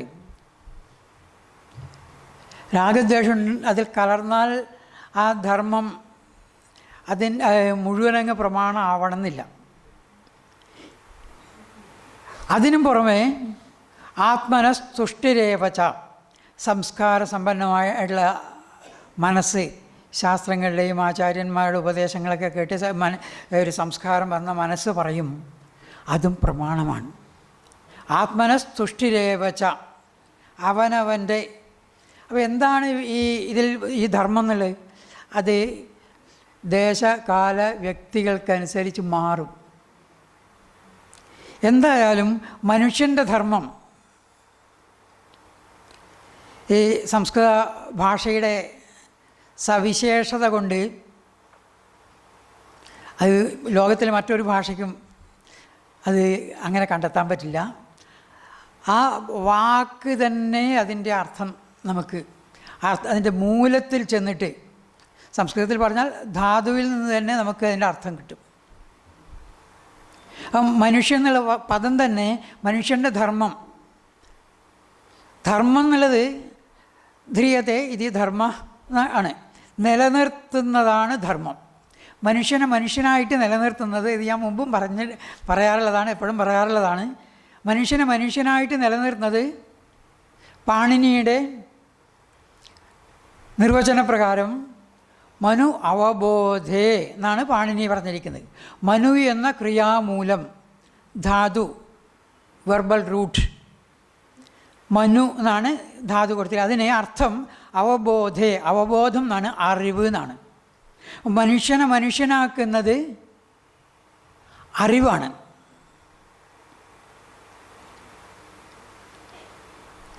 മനുഷ്യനെ മനുഷ്യനാക്കുന്നത് എല്ലാ ജീവികൾക്കും അതാതിൻ്റെ നിലനിൽപ്പിന് വേണ്ടുന്ന അറിവ് എല്ലാവർക്കും ഉണ്ട്. എല്ലാ ജീവജാലങ്ങൾക്കുണ്ട്, സസ്യങ്ങൾക്ക് പോലും ഉണ്ട്. ഒരു ചെടി സൂര്യപ്രകാശം ഉണ്ടെങ്കിലേ അതിൻ്റെ നിലനിൽപ്പ് സാധ്യമാവുള്ളൂ. അത് സൂര്യപ്രകാശം കിട്ടുന്ന ഭാഗത്തേക്ക് അത് തിരിഞ്ഞു പോവും. ഇനി വള്ളികളൊക്കെ ആണെങ്കിൽ സൂര്യപ്രകാശം കിട്ടാൻ അതിന് നിവർന്ന് നിൽക്കാൻ പറ്റില്ല. അപ്പോൾ നിവർന്ന് നിൽക്കുന്ന മരങ്ങളിലേക്ക് അത് പിടിച്ച് കയറും. മത്തൻ്റെയോ പാവയ്ക്കയുടെയോ ഒക്കെ വള്ളിയിലൊക്കെ കാണാൻ നമ്മളതിൻ്റെ ആ ഇലയുടെ കവിളിൽ ഒരു സ്പ്രിങ് പോലുള്ളൊരു സാധനം, വൈകുന്നേരം നോക്കുമ്പോൾ അത് ചെറുതായിട്ട് ഇങ്ങനെ കാണാം. പിറ്റേ ദിവസം രാവിലെ നോക്കുമ്പോൾ മിക്കവാറും ഈ സസ്യങ്ങളൊക്കെ വളരുന്നത് കൂടുതലും രാത്രിയാണ്. സസ്യങ്ങളെല്ലാം എല്ലാവരും അത് വിശ്രമിക്കുമ്പോഴാണ്. അപ്പോൾ ഏതെങ്കിലും ഒരു കൊമ്പിൽ പിടിച്ച് അത് ചുറ്റി വെച്ചിട്ടുണ്ടാവും. നമ്മൾ പറയുന്നത് അതിന് കണ്ണില്ലാന്ന്. പക്ഷേ ആ കമ്പ് അതിന് മുകളിലേക്ക് കയറാൻ അത് ആവശ്യമാണ് നിലനിൽപ്പിന്, സൂര്യപ്രകാശം. അതിന് ആ കമ്പ് എവിടെയാണെന്ന് കണ്ടുപിടിച്ച് അതിന് ചുറ്റി അത് മുകളിലേക്ക് പോകും. അത് വീഴാതിരിക്കും, മുകളിലേക്ക് പോകും. അത് ഏറ്റവും പ്രകാശം കിട്ടുന്നത് വരെ അത് പോകും. അപ്പോൾ അതാതിൻ്റെ നിലനിൽപ്പിന്, അത് പക്ഷികളും അതെ, അതിൻ്റെ ആഹാരം എങ്ങനെയാണെന്ന് അതിനറിയാം. അത് ശത്രുക്കളിൽ നിന്ന് വരുമ്പോൾ എങ്ങനെ രക്ഷപ്പെടാമെന്നറിയാം. സകല ജീവജാലങ്ങൾക്കും അറിയാം. അപ്പോൾ അങ്ങനെയുള്ളൊരു അറിവ് മാത്രമാണെങ്കിൽ മനുഷ്യനെന്ന് പറയാൻ വയ്യ. ഇതര വിഷയങ്ങളെക്കുറിച്ചുള്ള അറിവ് എല്ലാ ജീവജാലങ്ങൾക്കുണ്ട്. പക്ഷെ അവനവനെ അറിയണം. അതാണ് മനുഷ്യനെ മനുഷ്യനാക്കുന്നത്. അവനവനെ അറിയാൻ എന്ത് ചെയ്യുക? അതിന് ശാസ്ത്രങ്ങളും ആചാര്യന്മാരുടെ ഉപദേശമൊക്കെ കേട്ട് ബഹിർമുഖങ്ങളായിരിക്കുന്ന ഇന്ദ്രിയങ്ങൾ, സ്വയംഭൂ എന്നാണ് ഈശ്വരൻ പുറമേക്ക് കാണാനുള്ളതായിട്ടാണ് ഈ ഇന്ദ്രിയങ്ങളെയൊക്കെ സൃഷ്ടിച്ചത്. പുറമേക്ക് സഞ്ചരിക്കുക, അകത്തേക്ക്, ശരീരത്തിൻ്റെ അകത്ത് മാത്രമല്ല, ആ സൂക്ഷ്മ ശരീരത്തിൻ്റെ അകത്തേക്ക്, അല്ലെങ്കിൽ ഇതിൻ്റെ എല്ലാം സൂക്ഷ്മതലങ്ങളിലേക്ക് ഇറങ്ങിച്ചെല്ലാൻ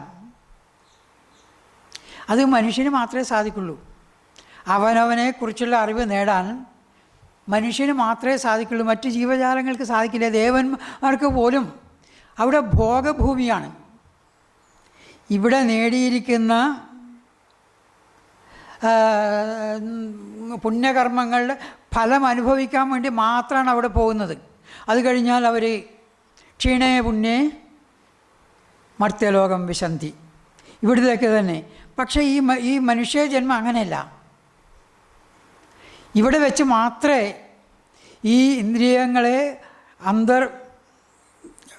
അകത്തേക്ക് തിരിച്ചുവിടാനായിട്ട് സാധിക്കുള്ളൂ. പരാഞ്ചി ഖാനി വിതരണ സ്വയംഭൂ തസ്മാത് പരാങ് പശ്യതി ന അന്തരാത്മൻ. പുറമേക്ക് ഉള്ളതെല്ലാം നമുക്ക് കാണും, കേൾക്കും, സ്പർശിക്കും ഒക്കെ അറിയും. പുറമേക്കാണ്. ഉള്ളിലേക്ക് ഇതിനെ കാണല് ഈശ്വര സൃഷ്ടി തന്നെ അങ്ങനെയാണ്. പക്ഷേ കശ്ചിത് ധീര പ്രത്യേകാത്മാനമയിച്ചത്, പ്രത്യേകാത്മാവിനെ ആഗ്രഹിച്ചുകൊണ്ട് ഈ ശരീരത്തെയും ഇന്ദ്രിയങ്ങളെയും പ്രവർത്തിപ്പിക്കുന്ന ആ ശക്തിയെ അറിയാൻ ആഗ്രഹിച്ചുകൊണ്ട്, അറിയാനുള്ള ആഗ്രഹം എങ്ങനെയുണ്ടായി? വേദങ്ങളിൽ നിന്നും ഇതിഹാസ പുരാണങ്ങളിൽ നിന്നും സത്സംഗങ്ങളിൽ നിന്നും ഒക്കെയാണ്.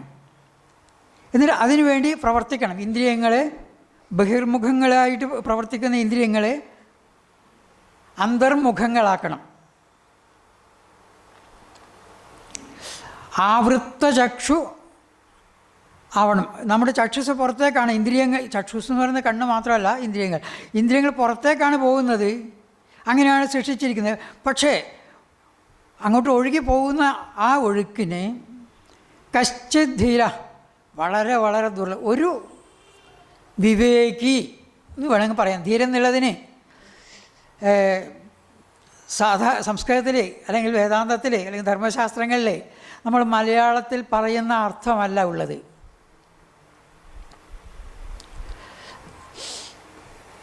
ധീരം എന്നുള്ളതിന് ധീരത്വം അക്ഷപ്രാബല്യേ അഭി ആനന്ദാസ്വാദവാഞ്ഛയാ തിരസ്കൃത്യ അഖിലാക്ഷാണി തച്ചിന്തായാം പ്രവർത്തനം.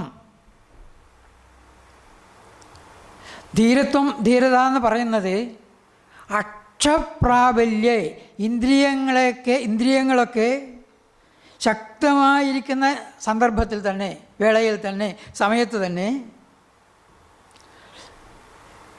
ആനന്ദാസ്വാദ വാഞ്ഛയ, ആനന്ദം ആസ്വദിക്കണം, പരമാനന്ദം, ഈശ്വരാനന്ദം, ആത്മാനന്ദം അനുഭവിക്കണം എന്നുള്ള വാഞ്ഛ കൊണ്ട്, ആഗ്രഹം കൊണ്ട് തിരസ്കൃത്യ അഖിലാക്ഷാണി, ഇന്ദ്രിയ വിഷയങ്ങളെയെല്ലാം തിരസ്കരിച്ചുകൊണ്ട് തച്ചിന്തായാം പ്രവർത്തനം, ആ ആനന്ദത്തെ തന്നെ ചിന്തിച്ചുകൊണ്ട്, ഈശ്വരനെ അല്ലെങ്കിൽ ആത്മാവിനെ തന്നെ ചിന്തിച്ചുകൊണ്ട് ഇരിക്കുന്ന ആ ആളെയാണ് ധീരൻ എന്ന് പറയുന്നത്. അത് ആ ഗുണമുള്ള ആളാണ് ധീരൻ. വികാരഹേതൗ സതി വിക്രിയന്തേ യേഷാംന ചേതാംസി തയേവ ധീരാഹ, കാളിദാസൻ കുമാരസംഭവത്തിൽ. വികാരഹേതൗ സതി, വികാരങ്ങൾക്ക് ഹേതുക്കളായ വിഷയങ്ങൾ നമ്മളെ ഇന്ദ്രിയങ്ങളെ വികാരഭരിതമാക്കാൻ ശ്രമിച്ചുകൊണ്ടേയിരിക്കുന്നു. എല്ലാ വിഷയങ്ങളും തന്നെ, വിഷയം എന്നുള്ള വാക്കിൻ്റെ അർത്ഥം തന്നെ വിശേഷേണ സിന്വന്തി എന്നാണ്. വിശേഷമായി കെട്ടിയിടുന്നതാണ്. അത് രാഗം കൊണ്ടാവാം, ദ്വേഷം കൊണ്ടും ആവാം. ഒരു വസ്തുവിനോട് നമുക്ക് പ്രീതി തോന്നിയാൽ അത് നമ്മളെ ബന്ധിക്കും. അതിനോട് വിരോധം തോന്നിയാലും അത് തന്നെയാണ്. നമുക്ക് ഒരാളോട് പിണങ്ങിപ്പോയാൽ നമ്മൾ തിരിച്ച് വീട്ടിൽ ചെന്നാൽ, വഴക്കമായിട്ട് വീട്ടിലെത്തിക്കഴിഞ്ഞാൽ ഉറങ്ങാൻ കിടക്കുമ്പോൾ പോലും അയാളെ നമ്മൾ ഓർത്തുകൊണ്ടിരിക്കും. അതും ബന്ധനാണ്. അതല്ലെങ്കിൽ അത് കൂടുതൽ മനസ്സിൽ വികാരങ്ങൾ ഉണ്ടാക്കിക്കൊണ്ടിരിക്കും. ഈ രാഗവും ദ്വേഷവും ഇത് ഉണ്ടാക്കുന്ന വിഷയങ്ങളെല്ലാം രാഗദ്വേഷ ഉണ്ടാക്കുന്നവയാണ്. അവയെ ത്യജിച്ചിട്ട് വികാരഹേതവ് സതി വിക്രിയന്തേ യേഷാംന ചേതാംസി, ആ ഹേതുക്കൾ ഉണ്ടാവുമ്പോൾ തന്നെ ആരുടെ ചേതസ്സുകൾ, മനസ്സുകൾ വികാരപ്പെടുന്നില്ലയോ, ആ വിഷയങ്ങളുമായിട്ട് ആസക്തമാവുന്നില്ലയോ, തേവ ധീരാഹ, അവരെയാണ് ധീരന്മാർ എന്ന് പറയുന്നത്. അല്ലാതെ സ്കൂൾ ക്ലാസ് വിട്ട് കുട്ടികളൊക്കെ ഓടി അവിടുന്ന് നേതാക്കന്മാർ പറഞ്ഞിട്ടുണ്ട് ബസ്സിന് കല്ലെറിയണമെന്ന്. അവിടെ എത്തുമ്പോൾ കല്ലെറിഞ്ഞു എല്ലാവരും കൂടി. പക്ഷേ പോലീസ് ഒരു പേരിൽ ഓടും, അത്രയേ ഉള്ളൂ. എന്നിട്ട് പറയും എന്ത് ധീരനാണ് ആൾ, പോലീസിനോട് ഇതിൻ്റെ മുമ്പിൽ നിന്നൊരു മറുപടി പറഞ്ഞു, വഴക്ക് കൂടി എന്നൊക്കെ പറയും. അത് കുറച്ച് ഒറ്റക്കൊറ്റക്ക് എടുത്താൽ അപ്പോൾ അറിയാൻ കാര്യം. കുറേ ആളുകൾ കൂടുമ്പോൾ ഇത് ആരും ചെയ്യും. ഒറ്റക്ക് ഇവരൊക്കെ എടുത്തു കഴിഞ്ഞാൽ അവരെല്ലാം ഭീരുക്കളാണെന്ന് മനസ്സിലാവും, ധീരന്മാരല്ലാന്ന്. അപ്പോൾ ഈ വികാരങ്ങളൊക്കെ നമ്മൾ പറയുന്ന അർത്ഥത്തിലല്ല, ഇന്ദ്രിയങ്ങളെ നിയന്ത്രിച്ച് പ്രവർത്തിപ്പിക്കുന്നയാളാണ്. അത് ശരിയേത് തെറ്റേത്, നിത്യമേത് അനിത്യമേത്, സുഖം തരുന്നതേത് ദുഃഖം തരുന്നതേത് എന്ന് വേർതിരിച്ച് കാണുന്നവനാണ്.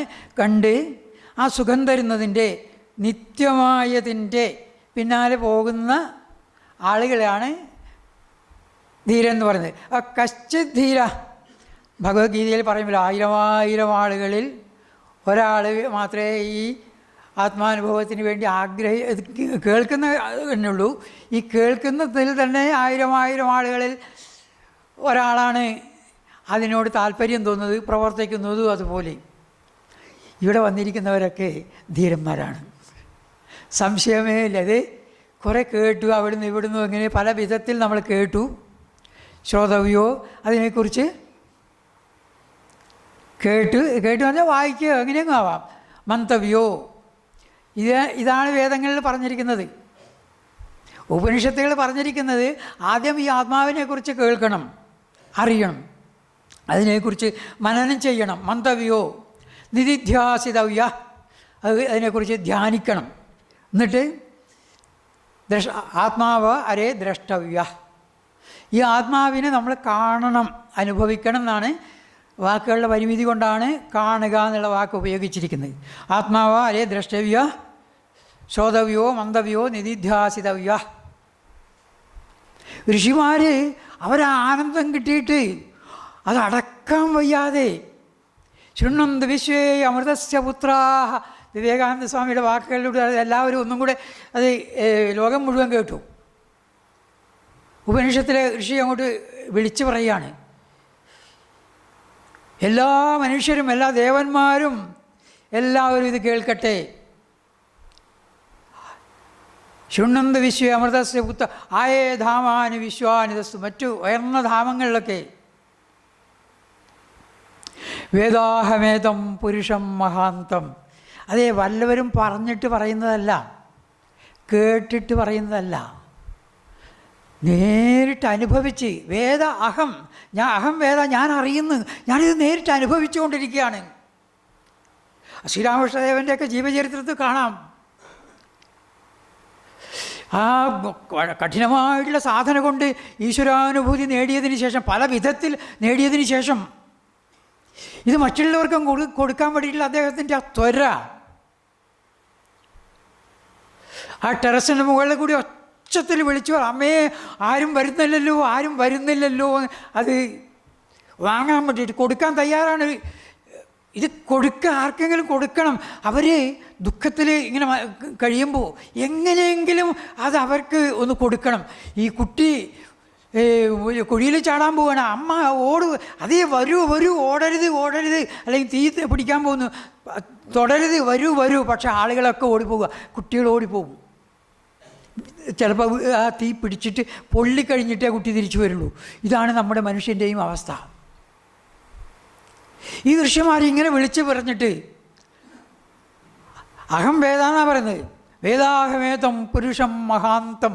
ആ മഹാപുരുഷനെ, അതായത് പരമാത്മാവിനെ, ബ്രഹ്മത്തെ ഞാൻ അറിഞ്ഞിരിക്കുന്നു. മാത്രമല്ല അത് പിന്നെ അത് അങ്ങറിഞ്ഞോളൂ, അതുകൊണ്ട് ഞങ്ങൾക്ക് എന്താണ്. പക്ഷെ ഒരു കാര്യം, അതിനെ അറിയലല്ലാതെ അന്യപന്ഥ വിദ്യതേയനായ വേറെ ഒരു വഴിയില്ല ദുഃഖനിവർത്തിക്ക്. എല്ലാ ജീവജാലങ്ങളും എല്ലാ സമയത്തും എല്ലാ വിധത്തിലും പ്രവർത്തിച്ചു കൊണ്ടേയിരിക്കുന്നത്, അനവരതം അനുസ്യൂതമായിട്ട് പ്രവർത്തിച്ച് കൊണ്ടേയിരിക്കുന്നത് സുഖപ്രാപ്തിക്കും ദുഃഖ നിവാരണത്തിനും വേണ്ടിയാണ്.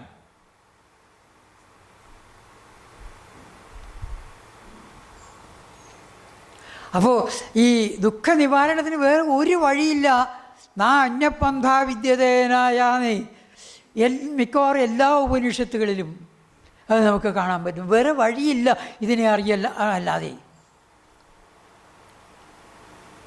കഠോപനിഷത്തിൽ ഉത്തിഷ്ഠത ജാഗ്രത പ്രാപ്യ വരാൻ നിബോധത. വിവേകാനന്ദ സ്വാമി അതിനെ ഒരു സ്വതന്ത്രമായിട്ട്, അത് കാലത്തിൻ്റെ പ്രസക്തി പരിഗണിച്ചിട്ടായിരിക്കാം, arise away can stop not till the goal is reach. ഉണരു, എഴുന്നേൽക്കൂ, ലക്ഷ്യപ്രാപ്തി വരെ മുന്നേറുമെന്നാണ് വിവേകാനന്ദ സ്വാമി അതിന് അർത്ഥം കൊടുത്തിരിക്കുന്നത്. അദ്ദേഹം അർത്ഥം കൊടുത്തപ്പോൾ ആരും അതിന് ചോദ്യം ചെയ്യാൻ പറ്റില്ല. ആ അർത്ഥം അതിന് വന്നു ചേരും. ഋഷീണാം പുനരാദ്യാനാം വാചം അർത്ഥം അനുധാവതി. ഈ ഋഷി തുല്യരായിട്ടുള്ള ആളുകൾ, ഋഷിമാർ പറയുമ്പോൾ, പ്രമുഖരായിട്ടുള്ള അല്ലെങ്കിൽ അനുഭൂതി സമ്പന്നരായിട്ടുള്ള ഋഷിമാർ പറയുമ്പോൾ അതിനർത്ഥമില്ലെങ്കിൽ പോലും അതിനർത്ഥം പിന്നാലെ ഓടി വരുന്നതാണ്. വാചം അർത്ഥോ നടന്നിട്ടല്ല, അനുധാവതിന. ഋഷിമാർ പറയുമ്പോൾ സംഭവിച്ചിരിക്കുക, അത് ആ അർത്ഥം അതിനുണ്ടാവും. അവർ കയ്യിൽ എന്തെങ്കിലും എടുത്തിട്ട് ഇത് ഇന്നതാണെന്ന് പറഞ്ഞാൽ അതായി തീരും. സംശയമില്ല, ഇത് ഔഷധമാണ്, കഴിച്ചോളൂ എന്ന് പറഞ്ഞിട്ട് എന്തെടുത്ത് കൊടുത്താലും ഔഷധമാവും. ഇത് ശ്രീനാരായണ ഗുരുദേവൻ്റെയൊക്കെ നമ്മൾ കണ്ടിട്ടുള്ളതാണ്. പല മരുന്നും അദ്ദേഹം എന്തെങ്കിലും പറിച്ചിട്ട് കൊടുക്കും. പക്ഷെ അതിന് പിന്നിലുള്ള സങ്കല്പം, ഋഷീണാം പുനരാദ്യാനാം വാചമർത്ഥോ അനുധാപതി ലൗകികാനാന്തു സാധൂനാം അർത്ഥം വാഗ് അനുവർത്തത എന്നാണ്. അവർ അർത്ഥമുള്ളതേ പറയുള്ളൂ. സജ്ജനങ്ങൾ, ലൗകികരായുള്ള സജ്ജനങ്ങളൊക്കെ അവർ അർത്ഥമുള്ളതേ പറയുള്ളൂ, പറയുന്നതിനൊക്കെ അർത്ഥം ഉണ്ടാവും. അർത്ഥം ഇല്ലെങ്കിൽ അർത്ഥം അതിന് പോലും. അതുപോലെ വിവേകാനന്ദ സ്വാമി പറഞ്ഞപ്പോൾ അർത്ഥം ഉണ്ടായി. പക്ഷേ ആ മന്ത്രത്തിൻ്റെ അർത്ഥം അവിടെ ആചാര്യസ്വാമികളൊക്കെ പറയുന്നത്, അല്ലെങ്കിൽ നമ്മുടെ സംസ്കൃത പദങ്ങളുടെ അർത്ഥം നോക്കിക്കഴിഞ്ഞാൽ, ഉത്തിഷ്ഠത എഴുന്നേൽക്കൂ, എഴുന്നേറ്റാലും പലപ്പോഴും ഉറക്കം തെളിഞ്ഞിട്ടുണ്ടാവില്ല. നമ്മളൊക്കെ ഒരു തരത്തിൽ ഉറക്കത്തിലാണ്. അവിടുന്ന് ഉണരുവിൻ, ഇതിനെക്കുറിച്ച് ബോധവാന്മാരാകുവിൻ. എന്നിട്ട് വരാൻ പ്രാപ്യ നിബോധത എന്നാണ്. പ്രാപ്യ വരാൻ നിബോധത.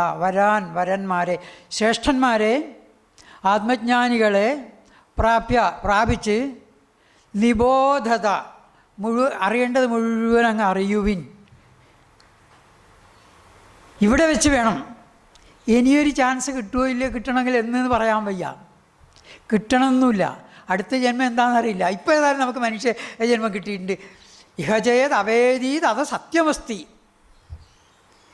ഈ ജന്മത്തിൽ ഇവിടെ അറിഞ്ഞാൽ ഈ ജീവിതത്തിന് ഒരു സത്യത്വമുണ്ട്. ഇഹചേത് അവേദീത് അത് സത്യം.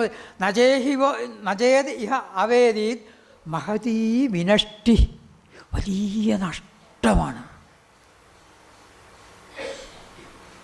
അത് നമുക്കിങ്ങനെ ഈ അന്തർയോഗങ്ങൾ, പ്രത്യേകിച്ച് ഇവിടുത്തെ ഈ അന്തർയോഗത്തിൽ നമുക്ക് കിട്ടിയിരിക്കുന്ന ഈ ഒരാഴ്ച പരമാവധി അറിയാൻ വേണ്ടി ശ്രമിക്കുക. മറ്റ് പുറമേ നിന്ന് കിട്ടാത്ത അറിവുകളാണ്. ഇവിടെ ഈ ക്ലാസ് വരുന്നവരൊക്കെ നോക്കിയാൽ അറിയാം, അവരൊക്കെ നല്ലപോലെ പഠിച്ചവരും തപസ്വികളുമായിട്ടുള്ളവരാണ്. ഇതെല്ലാത്തിനും പുറമേ ഇവിടെ ചിദാനന്ദപുരി സ്വാമിയും മാതാജിയും അതുപോലെ മറ്റ് സ്വാമിമാരും സന്യാസിനിമാരും ഒക്കെ ഇവിടെയുണ്ട്. പരമാവധി മറ്റ് വിഷയങ്ങളൊക്കെ ലൗകിക വിഷയങ്ങളാകുന്നത് ഒഴിവാക്കുക. തൃശ്ശൂർ അന്തർയോഗം നടക്കുന്ന കാലത്ത് ന്യൂസ് പേപ്പർ, അന്ന് ഈ മൊബൈലൊന്നും ഉണ്ടായിരുന്നില്ല, ഈ ന്യൂസ് അറിയാനും മറ്റ് വർത്തമാനം അറിയാനും. ഫോണുമില്ല. ആകെ ആശ്രമത്തിലൊരു ഫോണേ ഉണ്ടാവുള്ളൂ. അത് പിന്നെ ആരും വന്ന് എടുക്കില്ലല്ലോ, ലാൻഡ് ഫോൺ മാത്രം. ന്യൂസ് പേപ്പർ വായിക്കാൻ പാടില്ല എന്നാണ്. വേറെ വർത്തമാനം പറയാനും പാടില്ല. സ്വപ്രഭാനന്ദ സ്വാമി മെല്ലെ ആളുകളുടെ ഇടയിലൊക്കെ മെല്ലെ നടന്നു നോക്കും, ഇവർ എന്താ പറയുന്നത് നോക്കാൻ. നമ്മുടെ ക്ലാസ്സിൽ എടുത്ത വിഷയങ്ങളാണ് ചർച്ച ചെയ്യുന്നെങ്കിൽ ഒന്നും കേൾക്കാതെ പോലെ അങ്ങോട്ട് കടന്നു പോകും. അല്ല, വീട്ടുവർത്തമാനം ലൗകിക വർത്തമാനമാണ് പറയുന്നെങ്കിൽ അവിടെ വെച്ച് ശകാരിക്കും. ആരാന്നൊന്നും നോക്കില്ല. യാതൊരു ദാക്ഷിണ്യമില്ലാതെ. ചിലപ്പോൾ ജഡ്ജിമാരൊക്കെ ഉണ്ടാകുമായിരിക്കും. സാധാരണ അങ്ങനെ ഉണ്ടാവാറുണ്ടായിരുന്നു. ഇവിടെ ഉണ്ടാവും. അതുപോലെ വലിയ വലിയ ആളുകളൊക്കെ ഉണ്ടാവും. അതൊന്നും നോക്കില്ല. യാതൊരു ദാക്ഷിണ്യം കൂടാതെ ശകാരിക്കും. നിങ്ങൾ ഇതിനാണോ ഇവിടെ വന്നത്? അത് നിങ്ങൾക്ക് വീട്ടിൽ പോയിട്ടും ചെയ്യാമല്ലോ, ഇവിടെ വേണ്ടല്ലോ. അതുപോലെ നമ്മൾ ആരും നിർബന്ധിച്ചിട്ടില്ല, നമ്മളായിട്ട് ഒരു വ്രതം എടുക്കണം. ഈ ദിവസങ്ങളിൽ വേറെ വിഷയങ്ങളൊന്നും ആവുന്നതും ചർച്ച ചെയ്യില്ല, വേറെ വിഷയം കേൾക്കില്ല, പറയില്ല എന്നുള്ളതൊക്കെ നമ്മൾ സ്വയം തീരുമാനിക്കുക. ഈ പരമാവധി നമ്മൾക്ക് കിട്ടിയിരിക്കുന്ന ഒരു വലിയ മഹാഭാഗ്യമാണ് കിട്ടിയിരിക്കുന്നത്. ഈ ഒരു അന്തരീക്ഷം, ഇതുപോലുള്ള സജ്ജനങ്ങൾ, സ്വാമിജി നേരത്തെ പറഞ്ഞ പോലെ, ഇതിൻ്റെയൊക്കെ പിന്നിൽ ഒരു ഈശ്വരേച്ഛയുണ്ട്. യാദൃച്ഛികമായിട്ട് ഇവിടെ ഒന്നുമില്ല. നമ്മൾ യാദൃച്ഛികം എന്ന് പലതും പറയുന്നത് യാദൃച്ഛികം നമുക്കറിയില്ല എന്ന് പറയുന്നതിന് തുല്യമാണ് യാദൃച്ഛികം എന്ന് പറയുന്നത്. ഇതൊക്കെ ഈ മുൻകൂട്ടി ഇതൊക്കെ അങ്ങനെ നിശ്ചയിച്ചിരിക്കും. അപ്പോൾ ഇവിടെ വരാൻ തന്നെ എത്രയോ ആളുകൾ വിചാരിച്ചിട്ട് അവർക്ക് സാധിച്ചിട്ടുണ്ടാവില്ല. ചിലപ്പോൾ അതല്ലാതെ പെട്ടെന്നായിരിക്കും ഒരാൾ തീരുമാനിക്കുന്നത് പോകണമെന്ന്. വന്നാൽ തന്നെ അത് വേണ്ടത് ഉൾക്കൊള്ളണമെങ്കിൽ അതിനും നമ്മുടെ മനസ്സിനെ നമ്മൾ ആ പാകപ്പെടുത്തി ഒരേ നിലയിൽ തന്നെ വെച്ചുകൊണ്ടിരിക്കണം. പറയാൻ ഇവിടുന്ന് ഉൾക്കൊള്ളാൻ തയ്യാറായിരിക്കണം. അല്ലെങ്കിൽ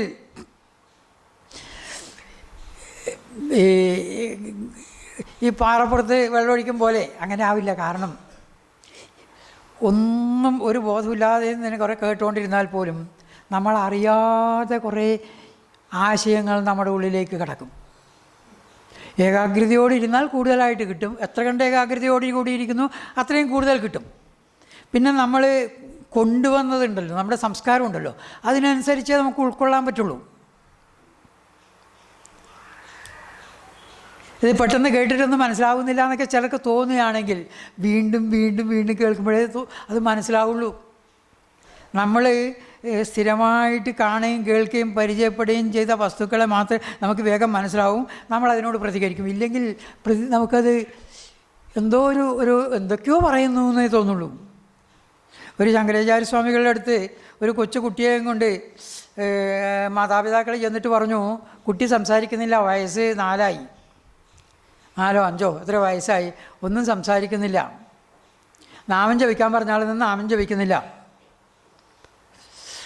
സ്വാമി ഒന്ന് അനുഗ്രഹിക്കണം എന്ന് പറഞ്ഞ് അമ്മ എടുത്ത് കൊണ്ടുപോയി. അപ്പോൾ സ്വാമിജി പറഞ്ഞു, നമഃശിവായ പറയൂ. ഇല്ല, ഒന്നും മിണ്ടുന്നില്ല. ശ്രീകൃഷ്ണായ നമ ഇല്ല. ഇങ്ങനെ കുറേ നാമങ്ങളൊക്കെ ചൊല്ലും. ചായ ചായ ഉടനെ കുട്ടി പറഞ്ഞു. അപ്പോൾ പറഞ്ഞു, കുട്ടിക്ക് സംസാരിക്കാൻ യാതൊരു വിഷമമില്ല, പറയുന്നതൊക്കെ കേൾക്കുന്നുണ്ട്, വിഷമമൊന്നുമില്ല. കുട്ടി പരിചയമുള്ളത് വിഷയം കുട്ടിക്കറിയാം. നിങ്ങൾ നാമം ജപിക്കാറില്ല, നിങ്ങൾ നാമം ജപിക്കുന്നുണ്ട്, ആ കുട്ടി ജപിക്കുകയെ. നിങ്ങൾ നമഃശിവായാണ് അവിടുന്ന് ജപിച്ചുകൊണ്ടിരുന്നെങ്കിൽ ഈ കുട്ടി അത് ജപിക്കുമായിരുന്നു. നിങ്ങളതൊന്നുമില്ല, കുട്ടികൾക്ക് മനസ്സിലാവാത്ത കാര്യങ്ങൾ നിങ്ങൾ സംസാരിക്കും. ആ കുട്ടി എന്ത് പറയാനാ, ചായ എന്നുള്ള ആ കുട്ടിക്ക് ചായ എന്ന് പറയുമ്പോൾ ആ കുട്ടി ചായ എന്ന് പറഞ്ഞാൽ അറിയാം, കാപ്പി എന്ന് പറഞ്ഞാൽ കാപ്പി എന്നറിയാം. അതുകൊണ്ട് നിങ്ങൾ ആ കുട്ടിയെ എന്ത് ശീലിപ്പിച്ചിരിക്കുന്നോ അത് ആ കുട്ടിക്ക് നല്ലപോലെ അറിയാം. അതുകൊണ്ട് കുട്ടിക്ക് യാതൊരു കുഴപ്പമില്ല. ഇനി നിങ്ങൾ ചെന്നിട്ട് എന്ത് കുട്ടി പഠിക്കണോ അതൊക്കെ നിങ്ങൾ പറഞ്ഞു കൊടുത്താൽ കുട്ടി പഠിച്ചോളൂ എന്ന് പറഞ്ഞു അത്രേ. അത് ഇതുപോലെ നമ്മൾക്ക് മനസ്സിലാവുന്നില്ലെങ്കിൽ ആദ്യം അത് മനസ്സിലാവുന്നില്ല എന്നുള്ളത് ശരിയാണ്. പക്ഷെ വീണ്ടും വീണ്ടും വീണ്ടും കേൾക്കുമ്പോൾ തീർച്ചയായിട്ടും നമുക്ക് വേഗം വേഗം മനസ്സിലാവും.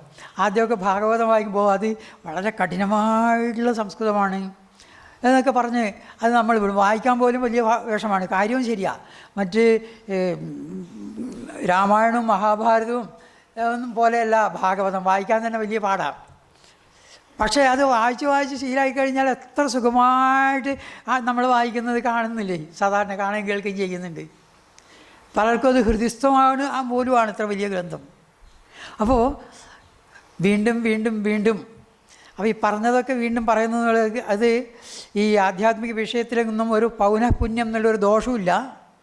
കേൾക്കുന്തോറും ഈ ഉപനിഷത്തുകളിൽ തന്നെ നാന്യപന്ഥാ വിദ്യതേയനായാന്ന് ഒരുപാട് തവണ ഈ പറഞ്ഞത് ഒരേ ഉപനിഷത്തിൽ തന്നെ പലതവണ കാണാം. ഒരു 12 തവണയെങ്കിലും ശ്വേതാശ്വതര ഉപനിഷത്തിലുണ്ട്. ഇത് എന്തിനാന്ന് പറഞ്ഞാൽ വീണ്ടും എങ്ങനെയെങ്കിലും ഇവർ ധരിക്കട്ടെ എന്ന് വിചാരിച്ച് ആ പ്രധാന വിഷയം വീണ്ടും വീണ്ടും വീണ്ടും പറയുകയാണ്. ഇവിടെ നമുക്ക് ഭഗവത്ഗീത 5-ാം അധ്യായമാണ് എടുക്കുന്നത്.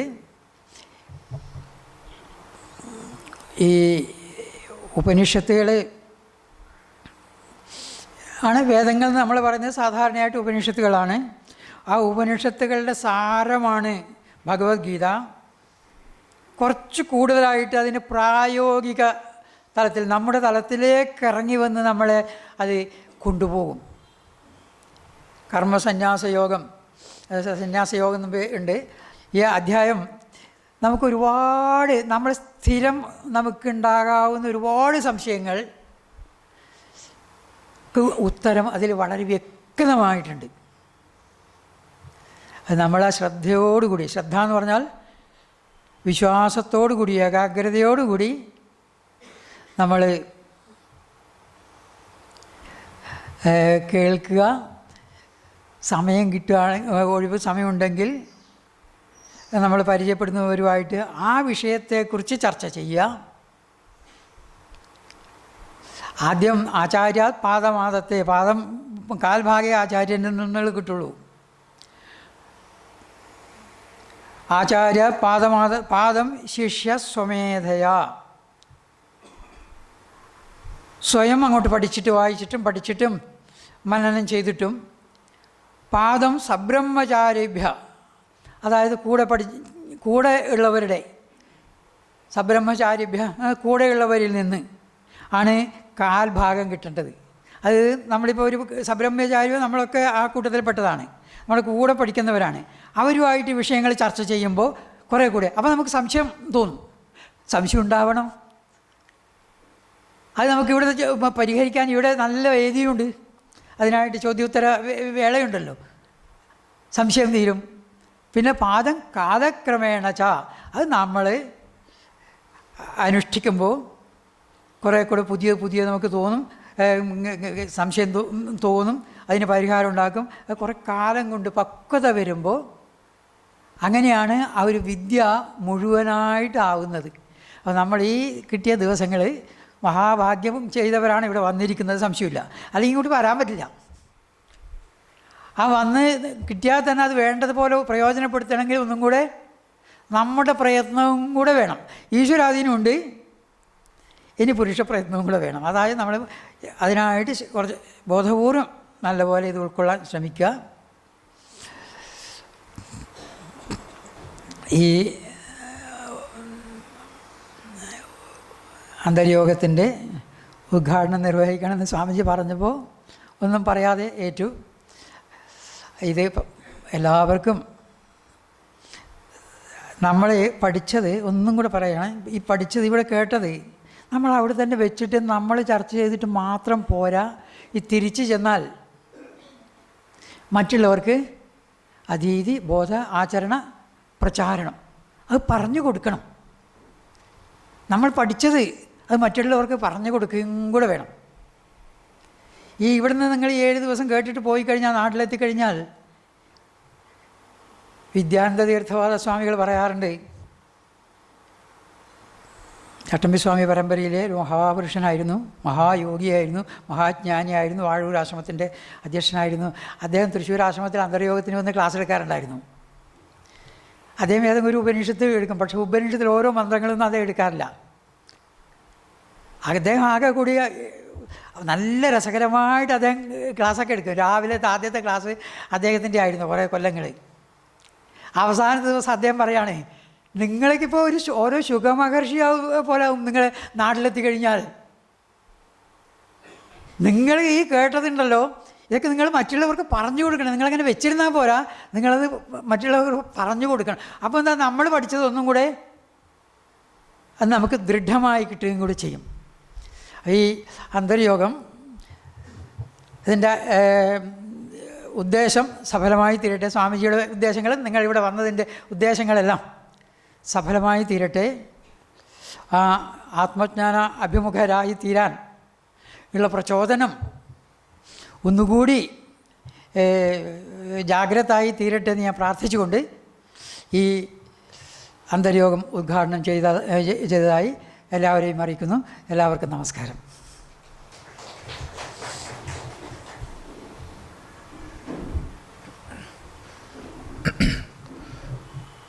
നമ്മുടെ എല്ലാവരുടെയും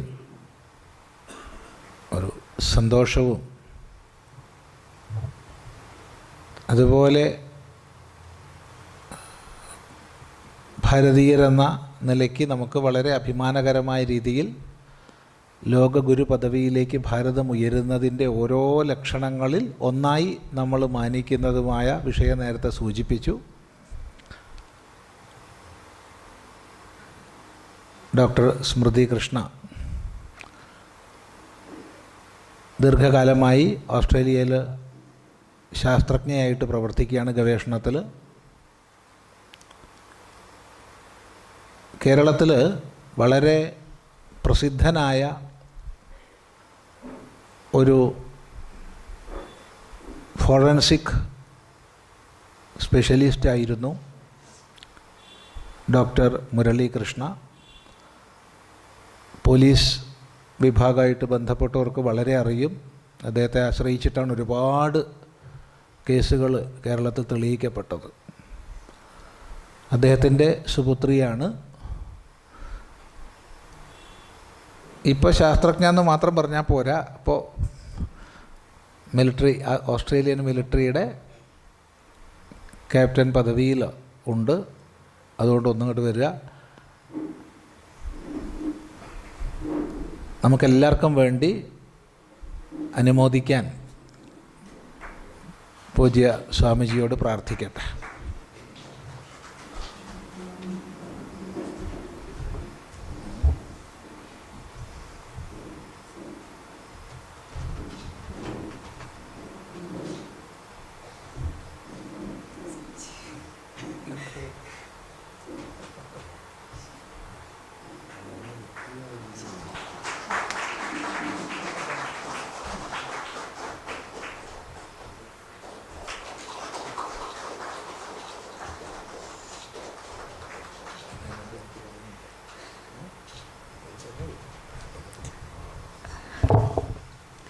പൂജനീയ സ്വാമിജി, പൂജനീയ ചിദാനന്ദപുരി സ്വാമി, പൂജനീയ സ്വാമിനിയമ്മ, ഇതൊട്ടും പ്രതീക്ഷിക്കാത്തൊരു അംഗീകാരം.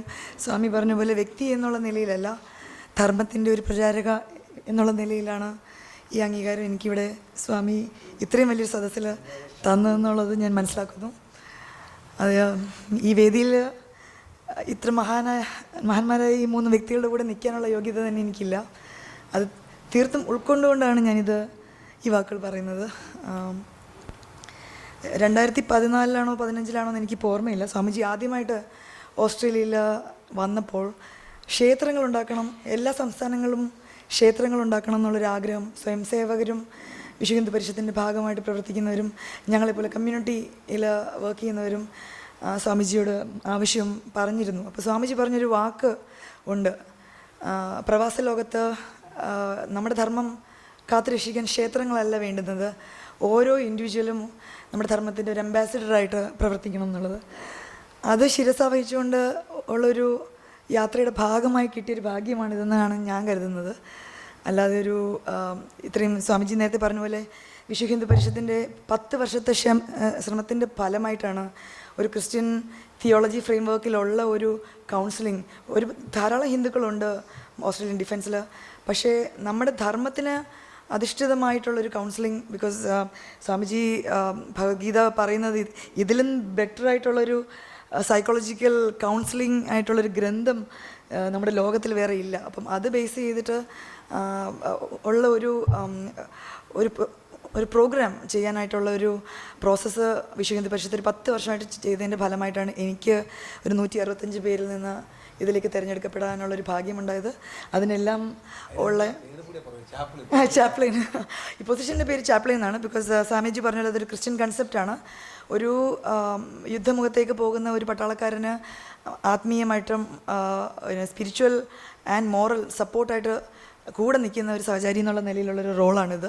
അപ്പോൾ സമൂഹത്തിലുള്ള എല്ലാ പ്രോബ്ലംസും അവരുടെ ഇടയിലുമുണ്ട്. Domestic violence, post traumatic stress, depression, substance abuse, ഇതെല്ലാം അവിടെ ഉണ്ട്. പിന്നെ ഇതെല്ലാം കഴിഞ്ഞിട്ട്, യുദ്ധം കഴിഞ്ഞിട്ട് തിരിച്ച് നോർമൽ ജീവിതത്തിലേക്ക് പോകുമ്പം ഒരിക്കലും അവരൊരു നോർമൽ ജീവിതത്തിലേക്ക് തിരിച്ച് വെറ്ററൻസ് വരാറില്ല. അപ്പം അവരെ അവരുടെ ജീവിതത്തിൻ്റെ അവസാനം വരെ അവരുടെ കൂടെ സപ്പോർട്ട് ചെയ്യാനുള്ളൊരു റോളാണിത്.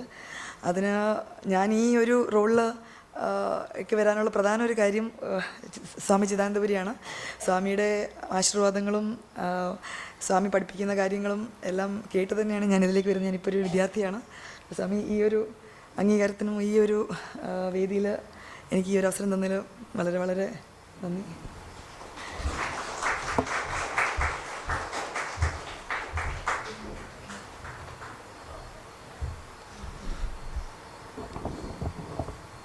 അടുത്ത ഗുരുപ്രണാമം എന്നുള്ളതാണ്.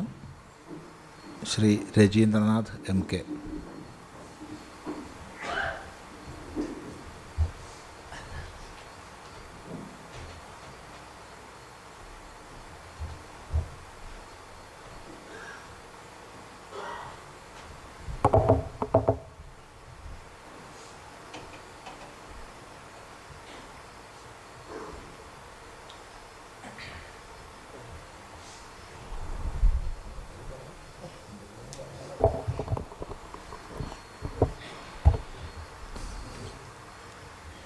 സംപൂജ്യ സ്വരൂപാനന്ദ സ്വാമിജി, സംപൂജ്യ ചിദാനന്ദപുരി സ്വാമിജി,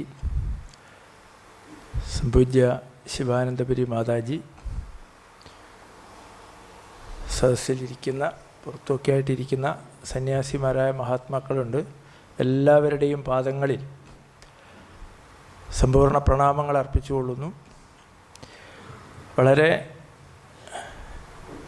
ഗുരുതമമായ ഒരു കാര്യപരിപാടിയാണ് ഈ ആശ്രമത്തിൽ നടക്കുന്ന ആധ്യാത്മിക അന്തര്യോഗം.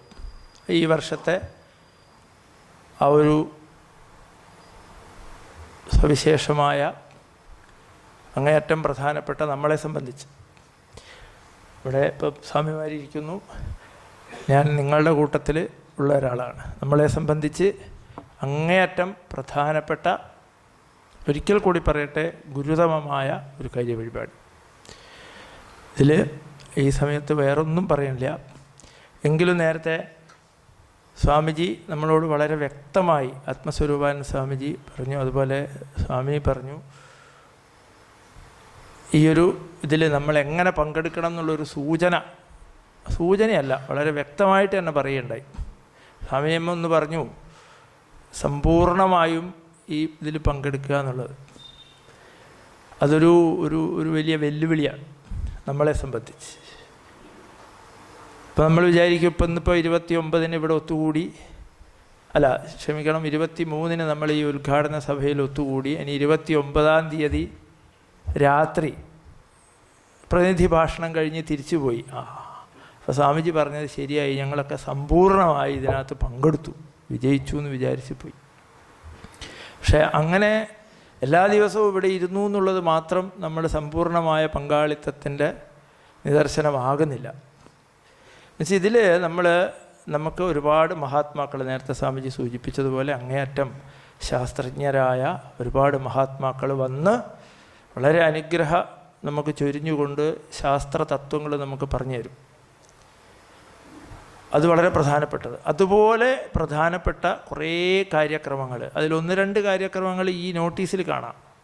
അതല്ലാത്ത കുറേ കാര്യക്രമങ്ങളും കൂടി തുല്യ പ്രാധാന്യത്തോടു കൂടി തന്നെ ഇതിനകത്ത് ഈ ശിബിരത്തിലുണ്ടാവും. അത് നമ്മുടെ പരിചയപ്പെടലും, ഇന്ന് തന്നെ ഭക്ഷണത്തിന് ശേഷം പരിചയപ്പെടലും നിർദ്ദേശങ്ങളും എന്നുള്ള സമയത്ത് ആ നിർദ്ദേശങ്ങളിൽ സ്വാമിജി നമ്മളോട് പറയും. അതിൽ ഓരോന്നും വളരെ പ്രധാനപ്പെട്ടതാണ്. ഈ ശാസ്ത്ര തത്വങ്ങൾ നമ്മൾക്ക് ഉള്ളിലേക്ക് കയറി നമ്മിലത് പ്രവർത്തനക്ഷമമാകണമെങ്കിൽ, ഞാൻ നേരത്തെ പറഞ്ഞ വെല്ലുവിളി നമ്മുടെ ജീവന് മുന്നിൽ നമ്മുടെ തന്നെ പ്രകൃതി ഉയർത്തുന്നൊരു വെല്ലുവിളിയുണ്ട്. എങ്കിൽ നീ ഒന്ന് പൂർത്തിയാക്കുന്ന എനിക്കൊന്ന് കാണണം എന്നുള്ള വെല്ലുവിളി. അത് ശ്രദ്ധയോടെ തിരിച്ചറിഞ്ഞ് അതിനെ ദുർബലമാക്കാൻ, നമ്മൾക്ക് കരുത്ത് പകരാൻ സാധിക്കണമെങ്കിൽ നമ്മൾ ഈ കാര്യക്രമത്തിലൂടെ തന്നെ മുന്നോട്ട് പോകണം, ഒറ്റ വിട്ടുവീഴ്ചയും ഇല്ലാത്ത രീതിയിൽ പങ്കെടുത്തുകൊണ്ട്. ഞാനിത് പറയുന്നത് കുറച്ചു കാലം ഈ ശിബിരത്തിൽ പങ്കെടുത്ത നിലയ്ക്ക് എനിക്ക് മനസ്സിലായ കാര്യങ്ങളാണ്. അപ്പോൾ ഇതിൽ തന്നെ നമ്മുടെ ഇതിൽ പറഞ്ഞിരിക്കുന്ന ഒരു കാര്യം പറയാം. നമ്മുടെ ചർച്ചകൾ എന്ന് പറഞ്ഞിട്ടൊന്നുണ്ട്. നമ്മുടെ ഈ കാര്യക്രമം ക്ലാസ്സുകളൊക്കെ കഴിഞ്ഞാൽ ദിവസവും ചർച്ചയുണ്ട്. അത് നമ്മൾ ഗ്രൂപ്പ് തിരിക്കുകയൊക്കെ ചെയ്യും കുറച്ച് കഴിഞ്ഞാൽ. അങ്ങനെ ഗ്രൂപ്പ് 4-5 ഗ്രൂപ്പ് ഉണ്ടാവും. ആ ഗ്രൂപ്പ് തിരിഞ്ഞ് ചർച്ചയും നേതാവൊക്കെ ഉണ്ടാവും. നമ്മളെല്ലാവരും വളരെ ഉഷാറായിട്ട് വരും. ഒരു ദിവസം ചർച്ചയിൽ പങ്കെടുത്ത് രണ്ടാമത്തെ ദിവസം, മൂന്നാമത്തെ ദിവസം 2-3 പേരെ കാണില്ല, പിന്നെ കാണില്ല. പിന്നെ ആപ്പാടെ 2-3 പേരിങ്ങനെ കാത്തിരിക്കും. അവസാനം അവർ പറയും, ഇപ്പോൾ സ്വാമിജിക്ക് എന്തെങ്കിലും ഒരു ചോദ്യം എഴുതി കൊടുക്കണം. എന്നാൽ പിന്നെ ലീഡറെ നിങ്ങൾ 2-3 ചോദ്യം കണ്ടുപിടിച്ചിട്ട് അതിൻ്റെ അകത്ത് എഴുതി, ഇപ്പം വേറെ ആരും വന്നിട്ടില്ലല്ലോ, മറ്റവരൊന്നും ഉണ്ടാവില്ല. അവസാനം സ്വാമിജിക്ക് ഉത്തരം പറയണ്ടേ, എന്തെങ്കിലും ഇല്ലെങ്കിൽ മോശമല്ല അത് വിചാരിച്ചിട്ട് 2-3 ചോദ്യമൊക്കെ തട്ടിക്കൂട്ടി എഴുതി ഉണ്ടാക്കി കൊടുക്കുന്ന ഒരവസ്ഥയിലേക്ക് പോകും. നമുക്ക് പറ്റുന്നത്, നമ്മൾ പിന്നെ ഫോണിൽ നേരത്തെ പറഞ്ഞില്ലേ, രാഷ്ട്രീയ കാര്യങ്ങളും പലതും നമുക്ക് താല്പര്യമുള്ള വിഷയങ്ങളുണ്ടാവും. 1-2 ദിവസം ഗീത ശ്രദ്ധിച്ചു, പിന്നെ രാത്രി അവിടെ പോയി ഫോണിൽ നോക്കി നമ്മൾ ആ ദിവസം നടക്കുന്ന രാഷ്ട്രീയ കാര്യങ്ങൾ എന്താ രാവിലെ ഒന്നും കാണാൻ പറ്റിയിട്ടില്ല, അതൊക്കെ നോക്കി വളരെ വൈകി ഉറങ്ങി. പിറ്റേ ദിവസം ഉറക്ക് ശരിയാവില്ല. അപ്പോൾ രാവിലത്തെ പ്രാർത്ഥന, സ്തോത്രം, ജപം, ധ്യാനത്തിന് സമയത്തിന് എത്താൻ പറ്റൂല. പല സമയങ്ങളിലായിട്ട് കയറി വരും. 3 ദിവസം കൊണ്ട് എല്ലാ ഗൗരവവും പോവും. അപ്പം ഇത് ഓരോ പരിപാടി, ക്ഷേത്ര ദർശനം, അങ്ങനെ ഓരോ പരിപാടി നിശ്ചയിച്ചത് ഈ ഒരു ശാസ്ത്ര പഠനം നിശ്ചയിച്ച അതേ മഹാത്മാക്കളായിട്ടുള്ള സന്യാസിമാർ ആലോചിച്ച് ഉറപ്പിച്ച് തന്നാണ്. അതിനോരോന്നിനും പ്രാധാന്യം കൊടുക്കണം. അതിപ്പോൾ സേവയുണ്ടാവും, ചിലപ്പോൾ മുറ്റടിക്കേണ്ടതുണ്ടാവും, ഗ്രൂപ്പിന് അവിടെ ഭക്ഷണം വിളമ്പേണ്ടതുണ്ടാവും. ഇത് ഓരോ കാര്യങ്ങളും നമ്മളോട് പറയുന്നത് തുല്യ പ്രാധാന്യത്തോടു കൂടി എടുത്ത് ആര് തിരിച്ചു പോകുന്നുവോ അവർ മാത്രമേ പൂർണ്ണ സമയം ഇതിൽ പങ്കെടുത്തു എന്ന് പറയുന്നു. ഇവിടുത്തെ ഒരു പ്രത്യേകത, നേരത്തെ സുപ്രഭാനന്ദ സ്വാമിജിയെക്കുറിച്ച് സൂചിപ്പിച്ചു. ഞാനൊക്കെ കേട്ടത് സ്വാമിജി തല്ലാറുണ്ട് എന്നാണ്. പലരെയും അടിയുടെ കാര്യം സ്വാമിജി സൂചിപ്പിച്ചിട്ടില്ല. നല്ല വടി ഉണ്ടാവും, കിട്ടുകയും ചെയ്യുമെന്നൊക്കെ പറഞ്ഞ് കേട്ടിട്ടുണ്ട്. സ്വാമിജിയുടെ ചീത്ത എനിക്കും കേൾക്കേണ്ടി വന്നിട്ടുണ്ട് ചിലപ്പോൾ. അപ്പോഴേ അതുപോലെ ഇവിടെ ആരും ഉണ്ടാവില്ല. ഇത് നിർദ്ദേശിച്ച് തരുന്ന സ്വാമിജി ഒരക്ഷരം പറയില്ല. നമ്മൾ ചിലപ്പോൾ ഇത് കാര്യക്രമം നടക്കുമ്പോൾ നമ്മൾ അതിൽ ചെന്ന് സ്വാമിജിയുടെ അടുത്ത് ചെന്നാൽ എന്തൊക്കെയാണ് വിശേഷം എന്നൊക്കെ ചോദിച്ച് തമാശയൊക്കെ പറഞ്ഞ് നമ്മളും ആ കൂട്ടത്തിലങ്ങ് ഇരിക്കും, പ്രശ്നമൊന്നുമില്ല. പക്ഷേ നമുക്ക് നഷ്ടപ്പെടുന്നത് നേരത്തെ സ്വാമിജി സൂചിപ്പിച്ച മഹതീ വിനഷ്ടി എന്ന് പറയുന്നില്ല, ഈ ക്യാമ്പിനെ സംബന്ധിച്ച് വലിയ നഷ്ടമായി പോകും. ആരും നിങ്ങളെന്താണ് വരാത്തത്, ഗ്രൂപ്പ് ചർച്ചയ്ക്ക് വരാഞ്ഞ എന്താണ്, നിങ്ങളവിടെ മുറ്റം വൃത്തിയാക്കാൻ കൂടാഞ്ഞ എന്താണ്, നിങ്ങളെ സമയത്തിന് എത്തിയില്ലല്ലോ, ഇതൊന്നും ചോദിക്കാൻ ഇവിടെ ആരും ഉണ്ടാവില്ല, നമ്മൾ മാത്രമേ ഉണ്ടാവുള്ളൂ. അതുകൊണ്ട് ആത്മൈവ ആത്മനാ ബന്ധു ആത്മൈവ റിപുരാത്മന, റിപു ആവാതെ ഇരിക്കുവാൻ ഈ ഒരു 7 ദിവസം സമ്പൂർണ്ണമായി പങ്കെടുക്കുവാൻ നമുക്ക് വേണ്ടത് ഒന്ന് ഇച്ഛാശക്തി, അതിലും പ്രധാനപ്പെട്ടത് ഗുരുക്കന്മാരുടെ അനുഗ്രഹമാണ്. ആ അനുഗ്രഹം സാധിക്കണമെങ്കിൽ ആ നിർദ്ദേശങ്ങൾ സമ്പൂർണ്ണമായി നമ്മൾ പാലിക്കാൻ തയ്യാറാവണം. ആ ഒരു ഉറച്ച തീരുമാനത്തോടു കൂടി ഇന്നു മുതൽ നമുക്കിത് ഒത്തുകൂടി ആ അനുഗ്രഹത്തിന് നമ്മളെപ്പോഴും വേണ്ടത് ഗുരുപാദങ്ങളിൽ പ്രണമിച്ചുകൊണ്ട്, അങ്ങനെയാണല്ലോ തദ്വിദ്ധി പ്രണിപാതേന പരിപ്രശ്നേന സേവയാന്നല്ലേ.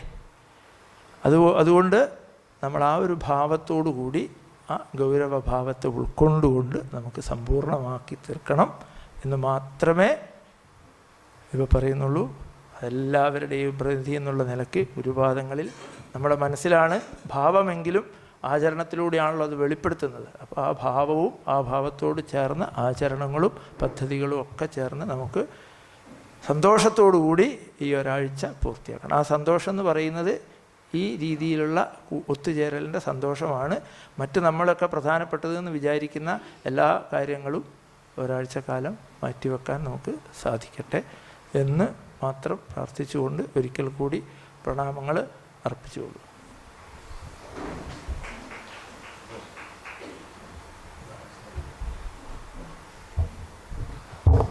ഈ ഉദ്ഘാടന സഭ ഇപ്പം അവസാനിക്കുകയാണ്.